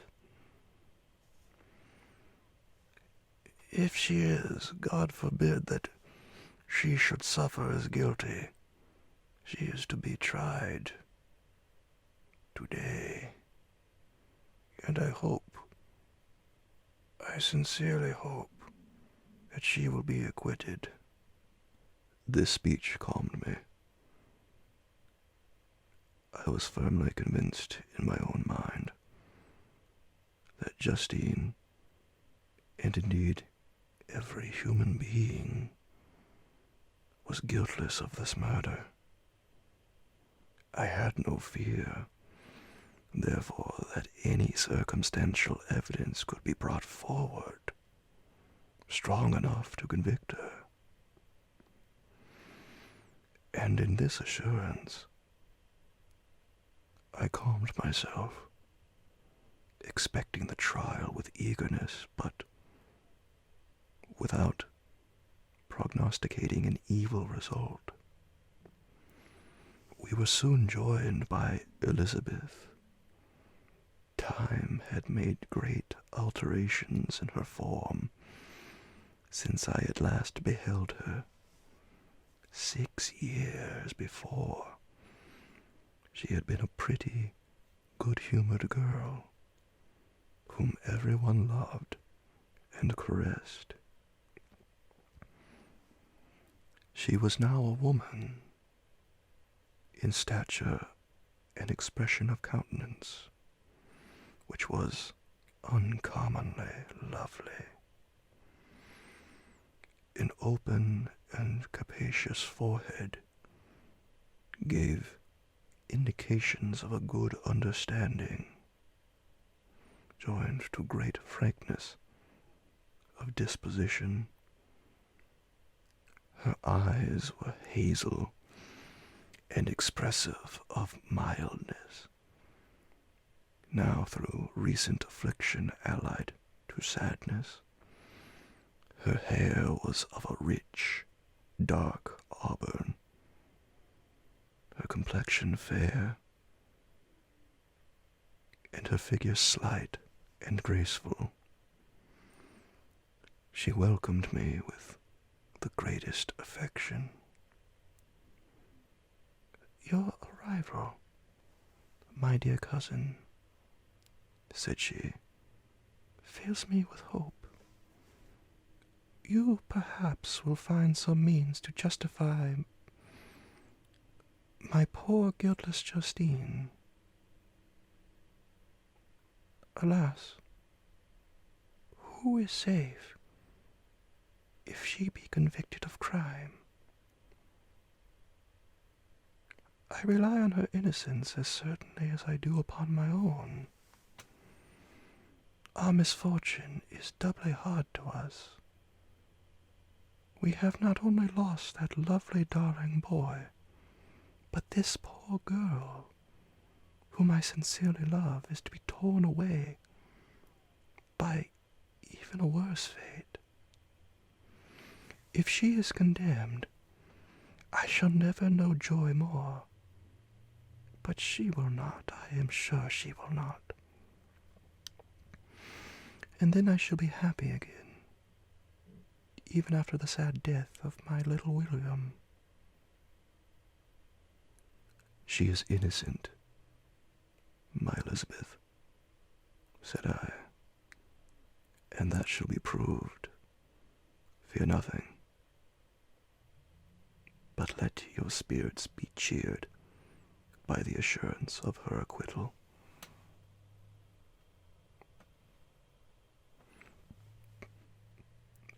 How kind you are. Everyone else believes in her guilt, and that made me wretched. For I knew it was impossible and to see everyone else prejudiced in so deadly a manner rendered me hopeless and despairing. She wept. "Sweet niece," said my father, "dry your tears. If she is, as you believe, innocent, rely on the justice of our judges and the activity with which I shall prevent the slightest shadow of partiality." Chapter 7. We passed a few sad hours until 11 o'clock, when the trial was to commence, my father and the rest of the family being obliged to attend as witnesses. I accompanied them to court. During the whole of this wretched mockery of justice, I suffered living torture. It was to be decided whether the result of my curiosity and lawless devices would cause the death of two of my fellow beings. One, a smiling babe, full of innocence and joy. The other, far more dreadfully murdered, with every aggravation of infamy that could make the murder memorable in horror. Justine was also a girl of merit, and possessed qualities which promised to render her life happy. Now, all was to be obliterated in an ignominious grave, and I the cause. 1,000 times rather would I have confessed myself guilty of the crime ascribed to Justine, but I was absent when it was committed, and such a declaration would have been considered as the ravings of a madman, and would not have exculpated her who suffered through me. The appearance of Justine was calm. She was dressed in mourning, and her countenance, always engaging, was rendered by the solemnity of her feelings exquisitely beautiful. Yet she appeared confident in innocence, and did not tremble, although gazed on and execrated by thousands. For all the kindness which her beauty might otherwise have excited was obliterated in the minds of the spectators by the imagination of the enormity she was supposed to have committed. She was tranquil, yet her tranquility was evidently constrained, and as her confusion had before been adduced as a proof of her guilt, she worked up her mind to an appearance of courage. When she entered the court, she threw her eyes round it, and quickly discovered where we were seated. A tear seemed to dim her eye when she saw us, but she quickly recovered herself, and a look of sorrowful affection seemed to attest her utter guiltlessness. The trial began, and after the advocate against her had stated the charge, several witnesses were called. Several strange facts combined against her, which might have staggered anyone who had not such proof of her innocence as I had. She had been out the whole of the night on which the murder had been committed, and towards morning had been perceived by a market woman not far from the spot where the body of the murdered child had been afterwards found. The woman asked her what she did there, but she looked very strangely, and only returned a confused and unintelligible answer. She returned to the house about 8 o'clock, and when one inquired where she had passed the night, she replied that she had been looking for the child, and demanded earnestly if anything had been heard concerning him. When shown the body, she fell into violent hysterics and kept her bed for several days. The picture was then produced,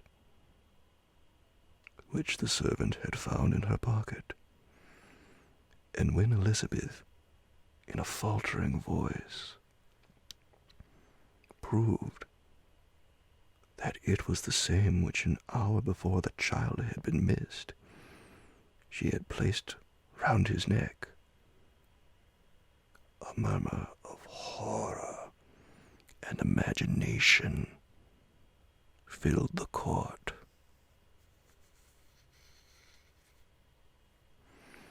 Justine was called on for her defense. As the trial had proceeded, her countenance had altered. Surprise, horror, and misery were strongly expressed.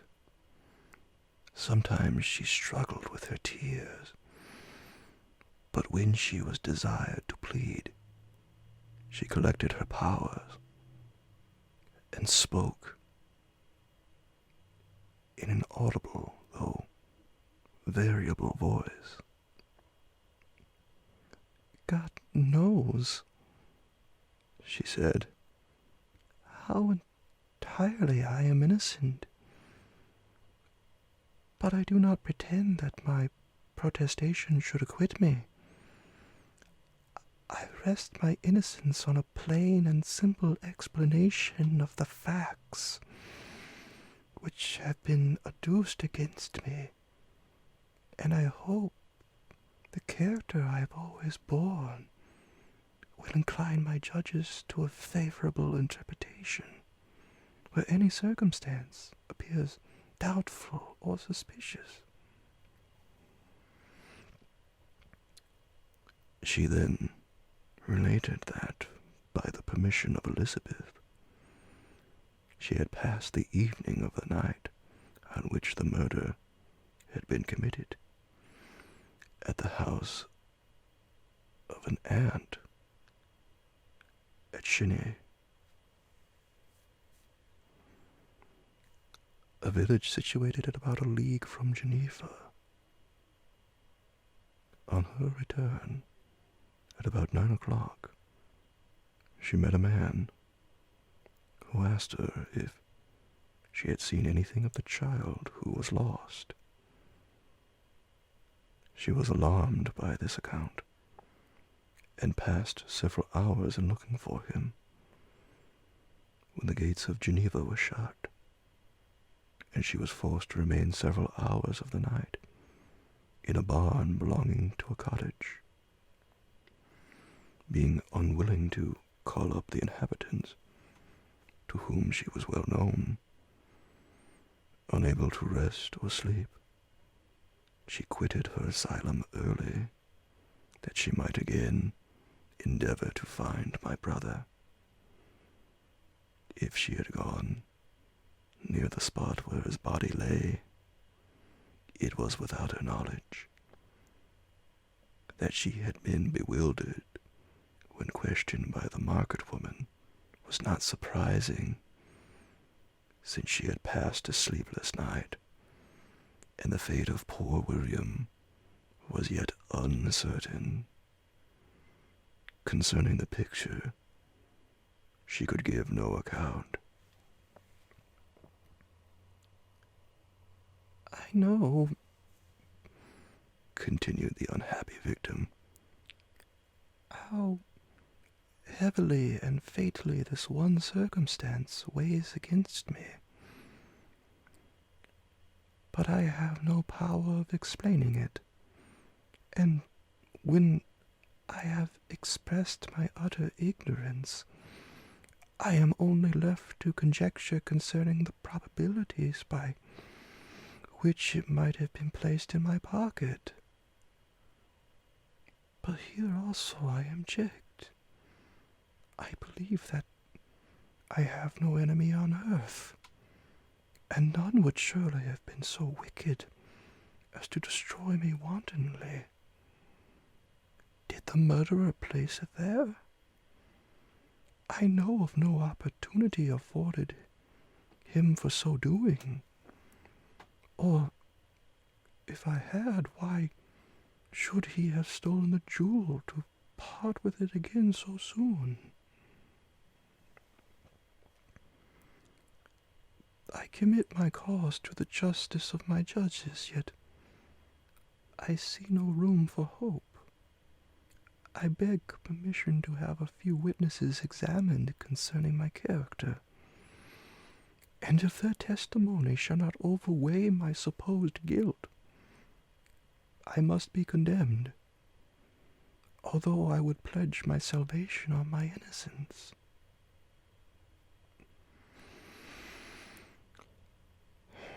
Several witnesses were called who had known her for many years, and they spoke well of her. But fear and hatred of the crime of which they supposed her guilty rendered them timorous and unwilling to come forward. Elizabeth saw even this last resource, her excellent dispositions and irreproachable conduct, about to fail the accused, when, although violently agitated, she desired permission to address the court.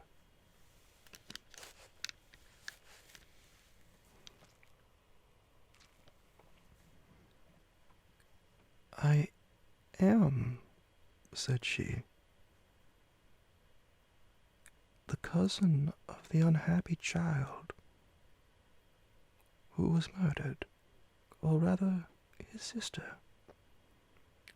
For I was educated by and have lived with his parents ever since and even long before his birth.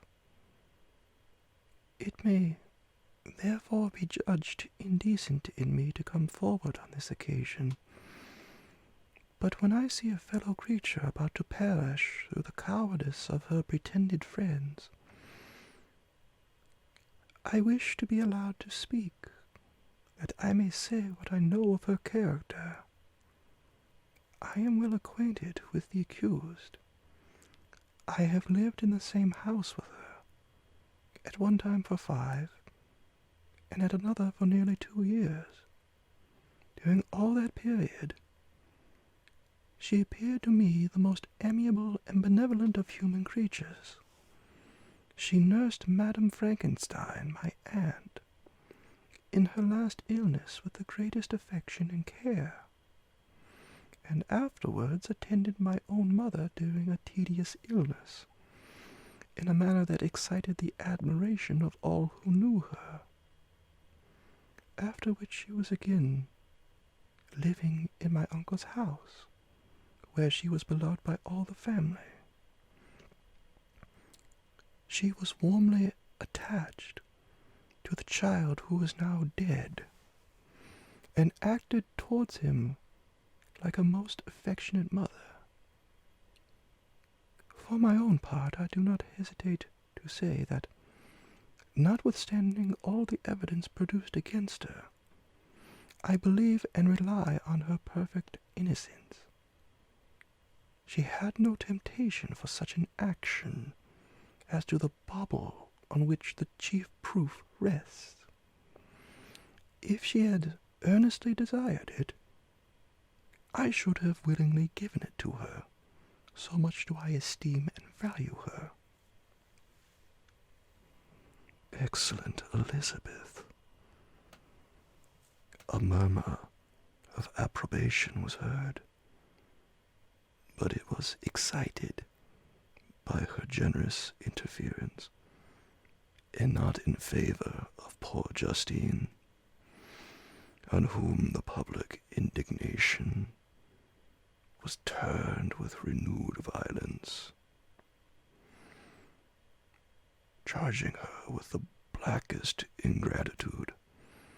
She herself wept as Elizabeth spoke, but she did not answer.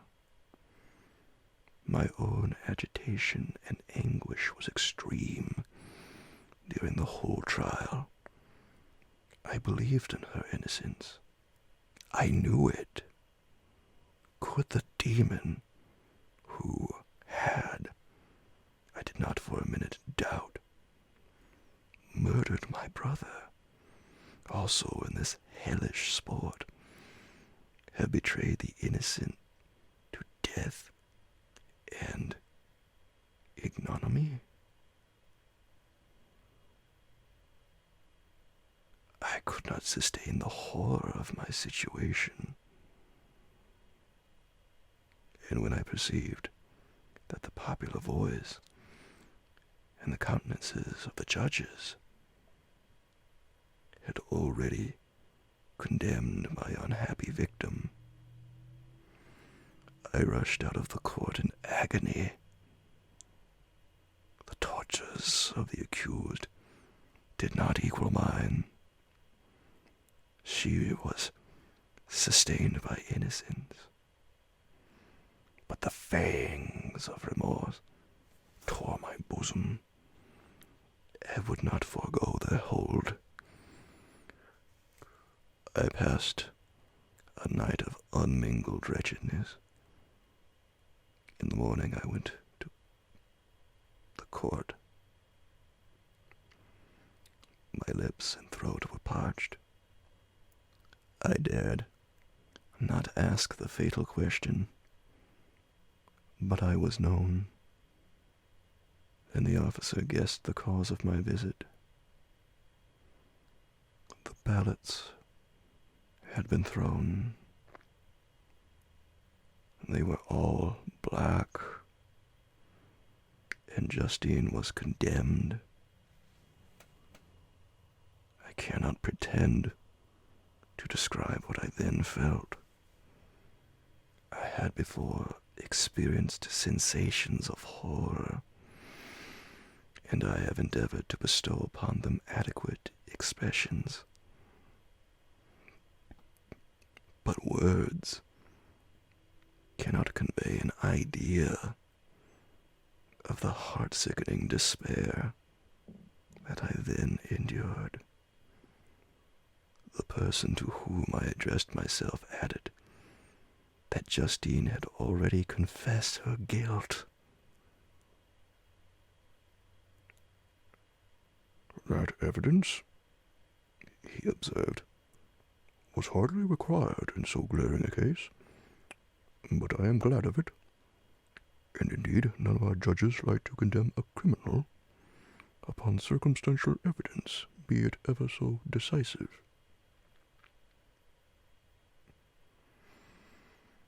When I returned home, Elizabeth eagerly demanded the result. "My cousin," replied I, "it is decided as you may have expected. All judges had rather that 10 innocent should suffer than that one guilty should escape. But she has confessed. This was a dire blow to poor Elizabeth, who had relied with firmness upon Justine's innocence. "Alas," said she, "how shall I ever again believe in human benevolence? Justine, whom I loved and esteemed as my sister, how could she put on those smiles of innocence only to betray? Her mild eyes seemed incapable of any severity or ill humor, and yet she has committed a murder."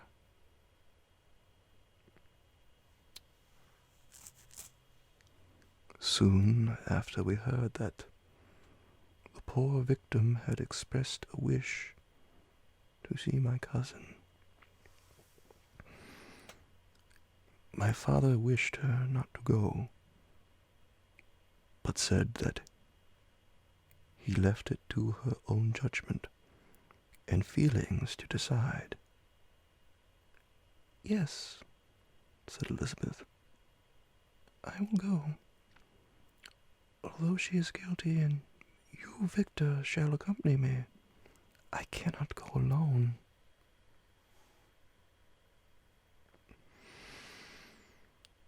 The idea of this visit was torture to me,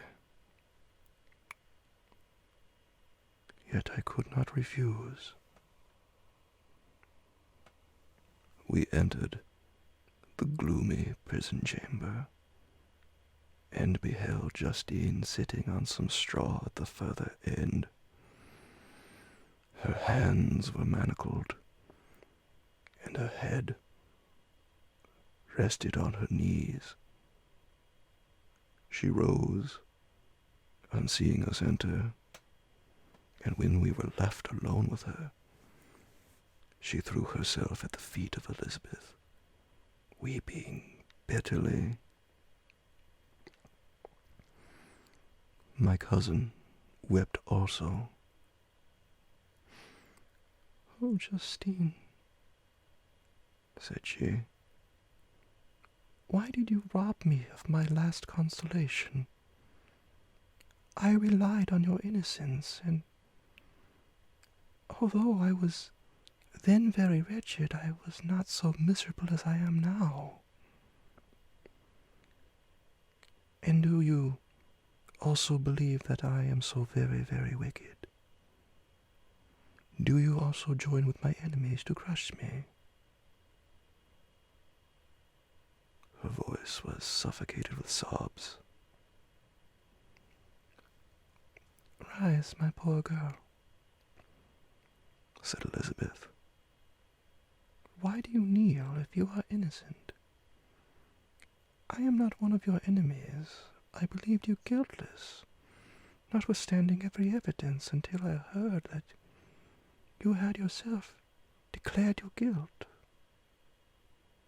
That report, you say, is false.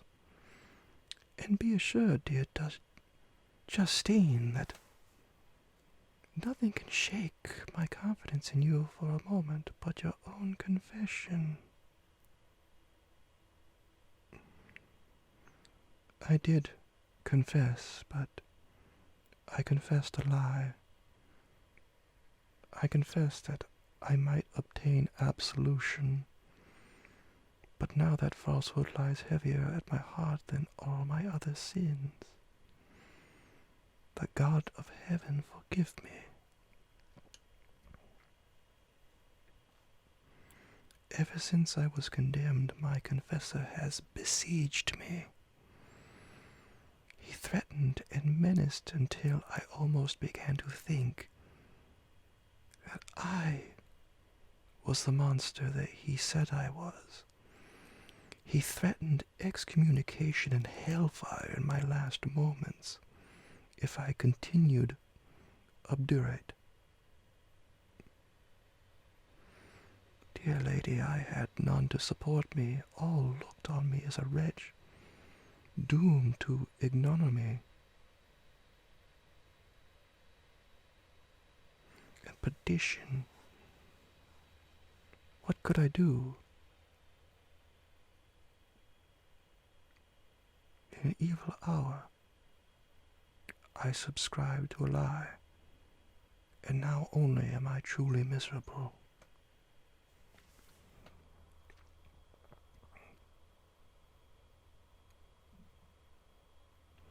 She paused, weeping, and then continued. I thought with horror, my sweet lady, that you should believe your Justine, whom your blessed aunt had so highly honored, and whom you loved, was a creature capable of a crime, but which none but the devil himself could have perpetrated. Dear William, dearest blessed child, I shall soon see you again in heaven, where we shall all be happy. And that consoles me, going as I am to suffer ignominy and death.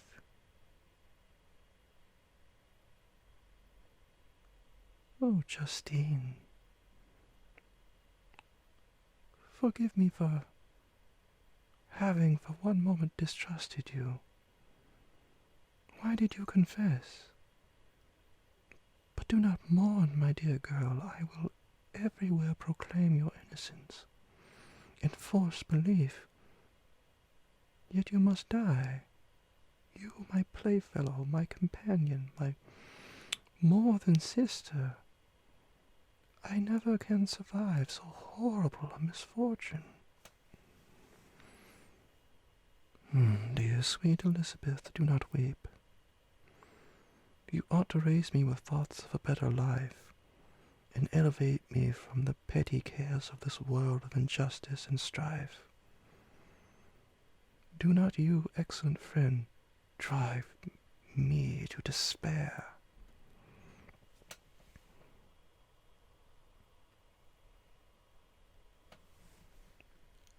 I will try to comfort you, but this I fear is an evil too deep and poignant to admit of consolation, for there is no hope.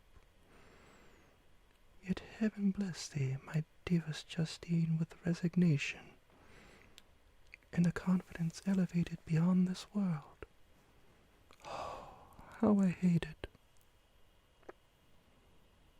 and its shoes and mockeries.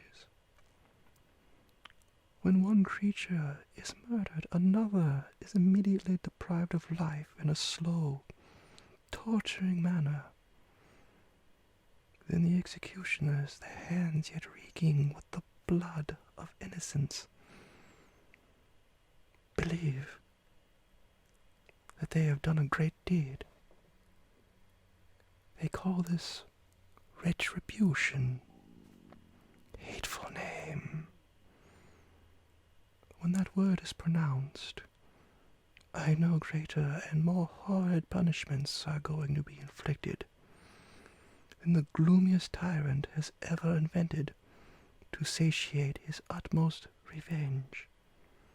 Yet this is not consolation for you, my Justine, unless indeed that you may glory in escaping from so miserable a den. Alas, I were in peace with my aunt and my lovely William, escaped from a world which is hateful to me, and the visages of men which I abhor.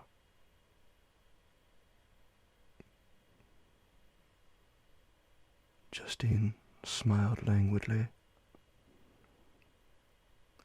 This, dear lady, is despair, and not resignation.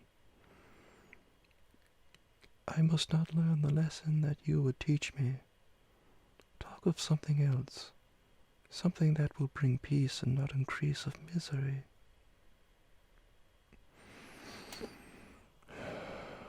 During this conversation, I had retired to a corner of the prison room where I could conceal the horrid anguish that possessed me. Despair. Who dared talk of that? The poor victim who on the morrow was to pass the dreary boundary between life and death felt not as I did. Such deep and bitter agony.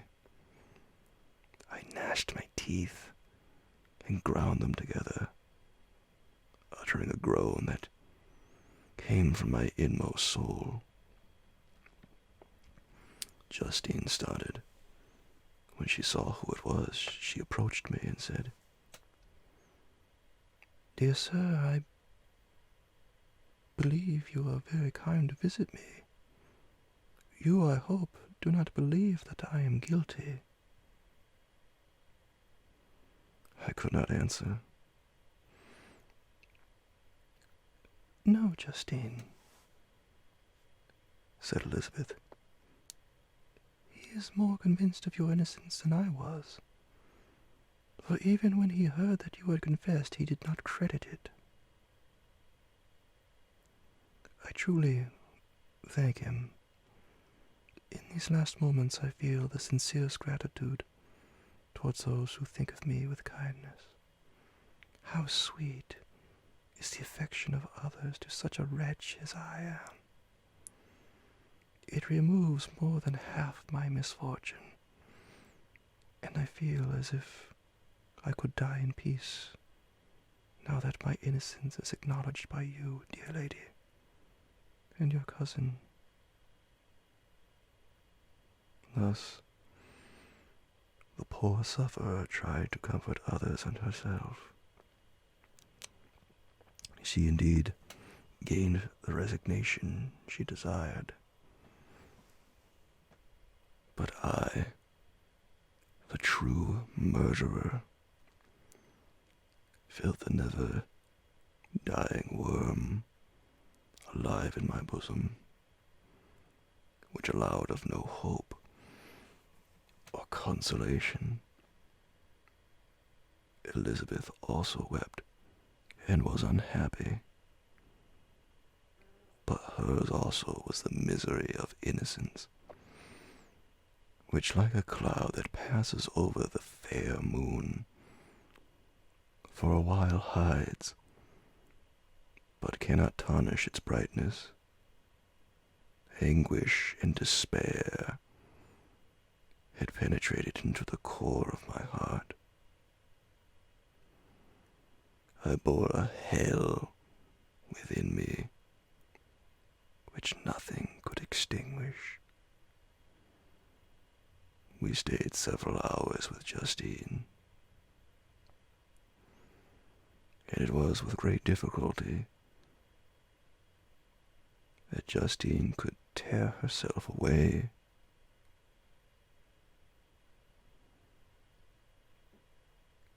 "I wish," cried she, "that I were to die with you.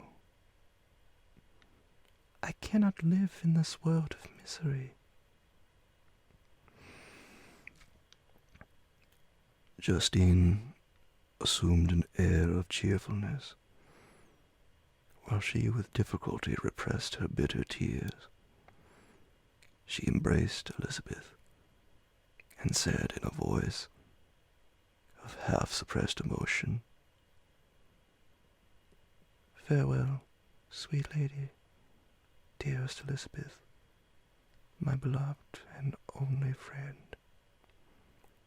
May heaven in its bounty bless and preserve you. May this be the last misfortune that you will ever suffer. Live and be happy, and make others so." As we returned, Elizabeth said, "You know not, my dear Victor, how much I am relieved, now that I trust in the innocence of this unfortunate girl.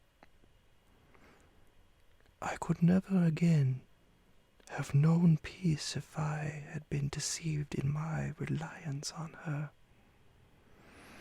For the moment that I did believe her guilty, I felt an anguish that I could not have long sustained. Now my heart is lightened. The innocent suffers, but she, whom I thought amiable and good, has not betrayed the trust I reposed in her, and I am consoled. Amiable cousin, such were your thoughts, mild and gentle as your own dear eyes and voice. But I was a wretch, and none ever conceived the misery that I then endured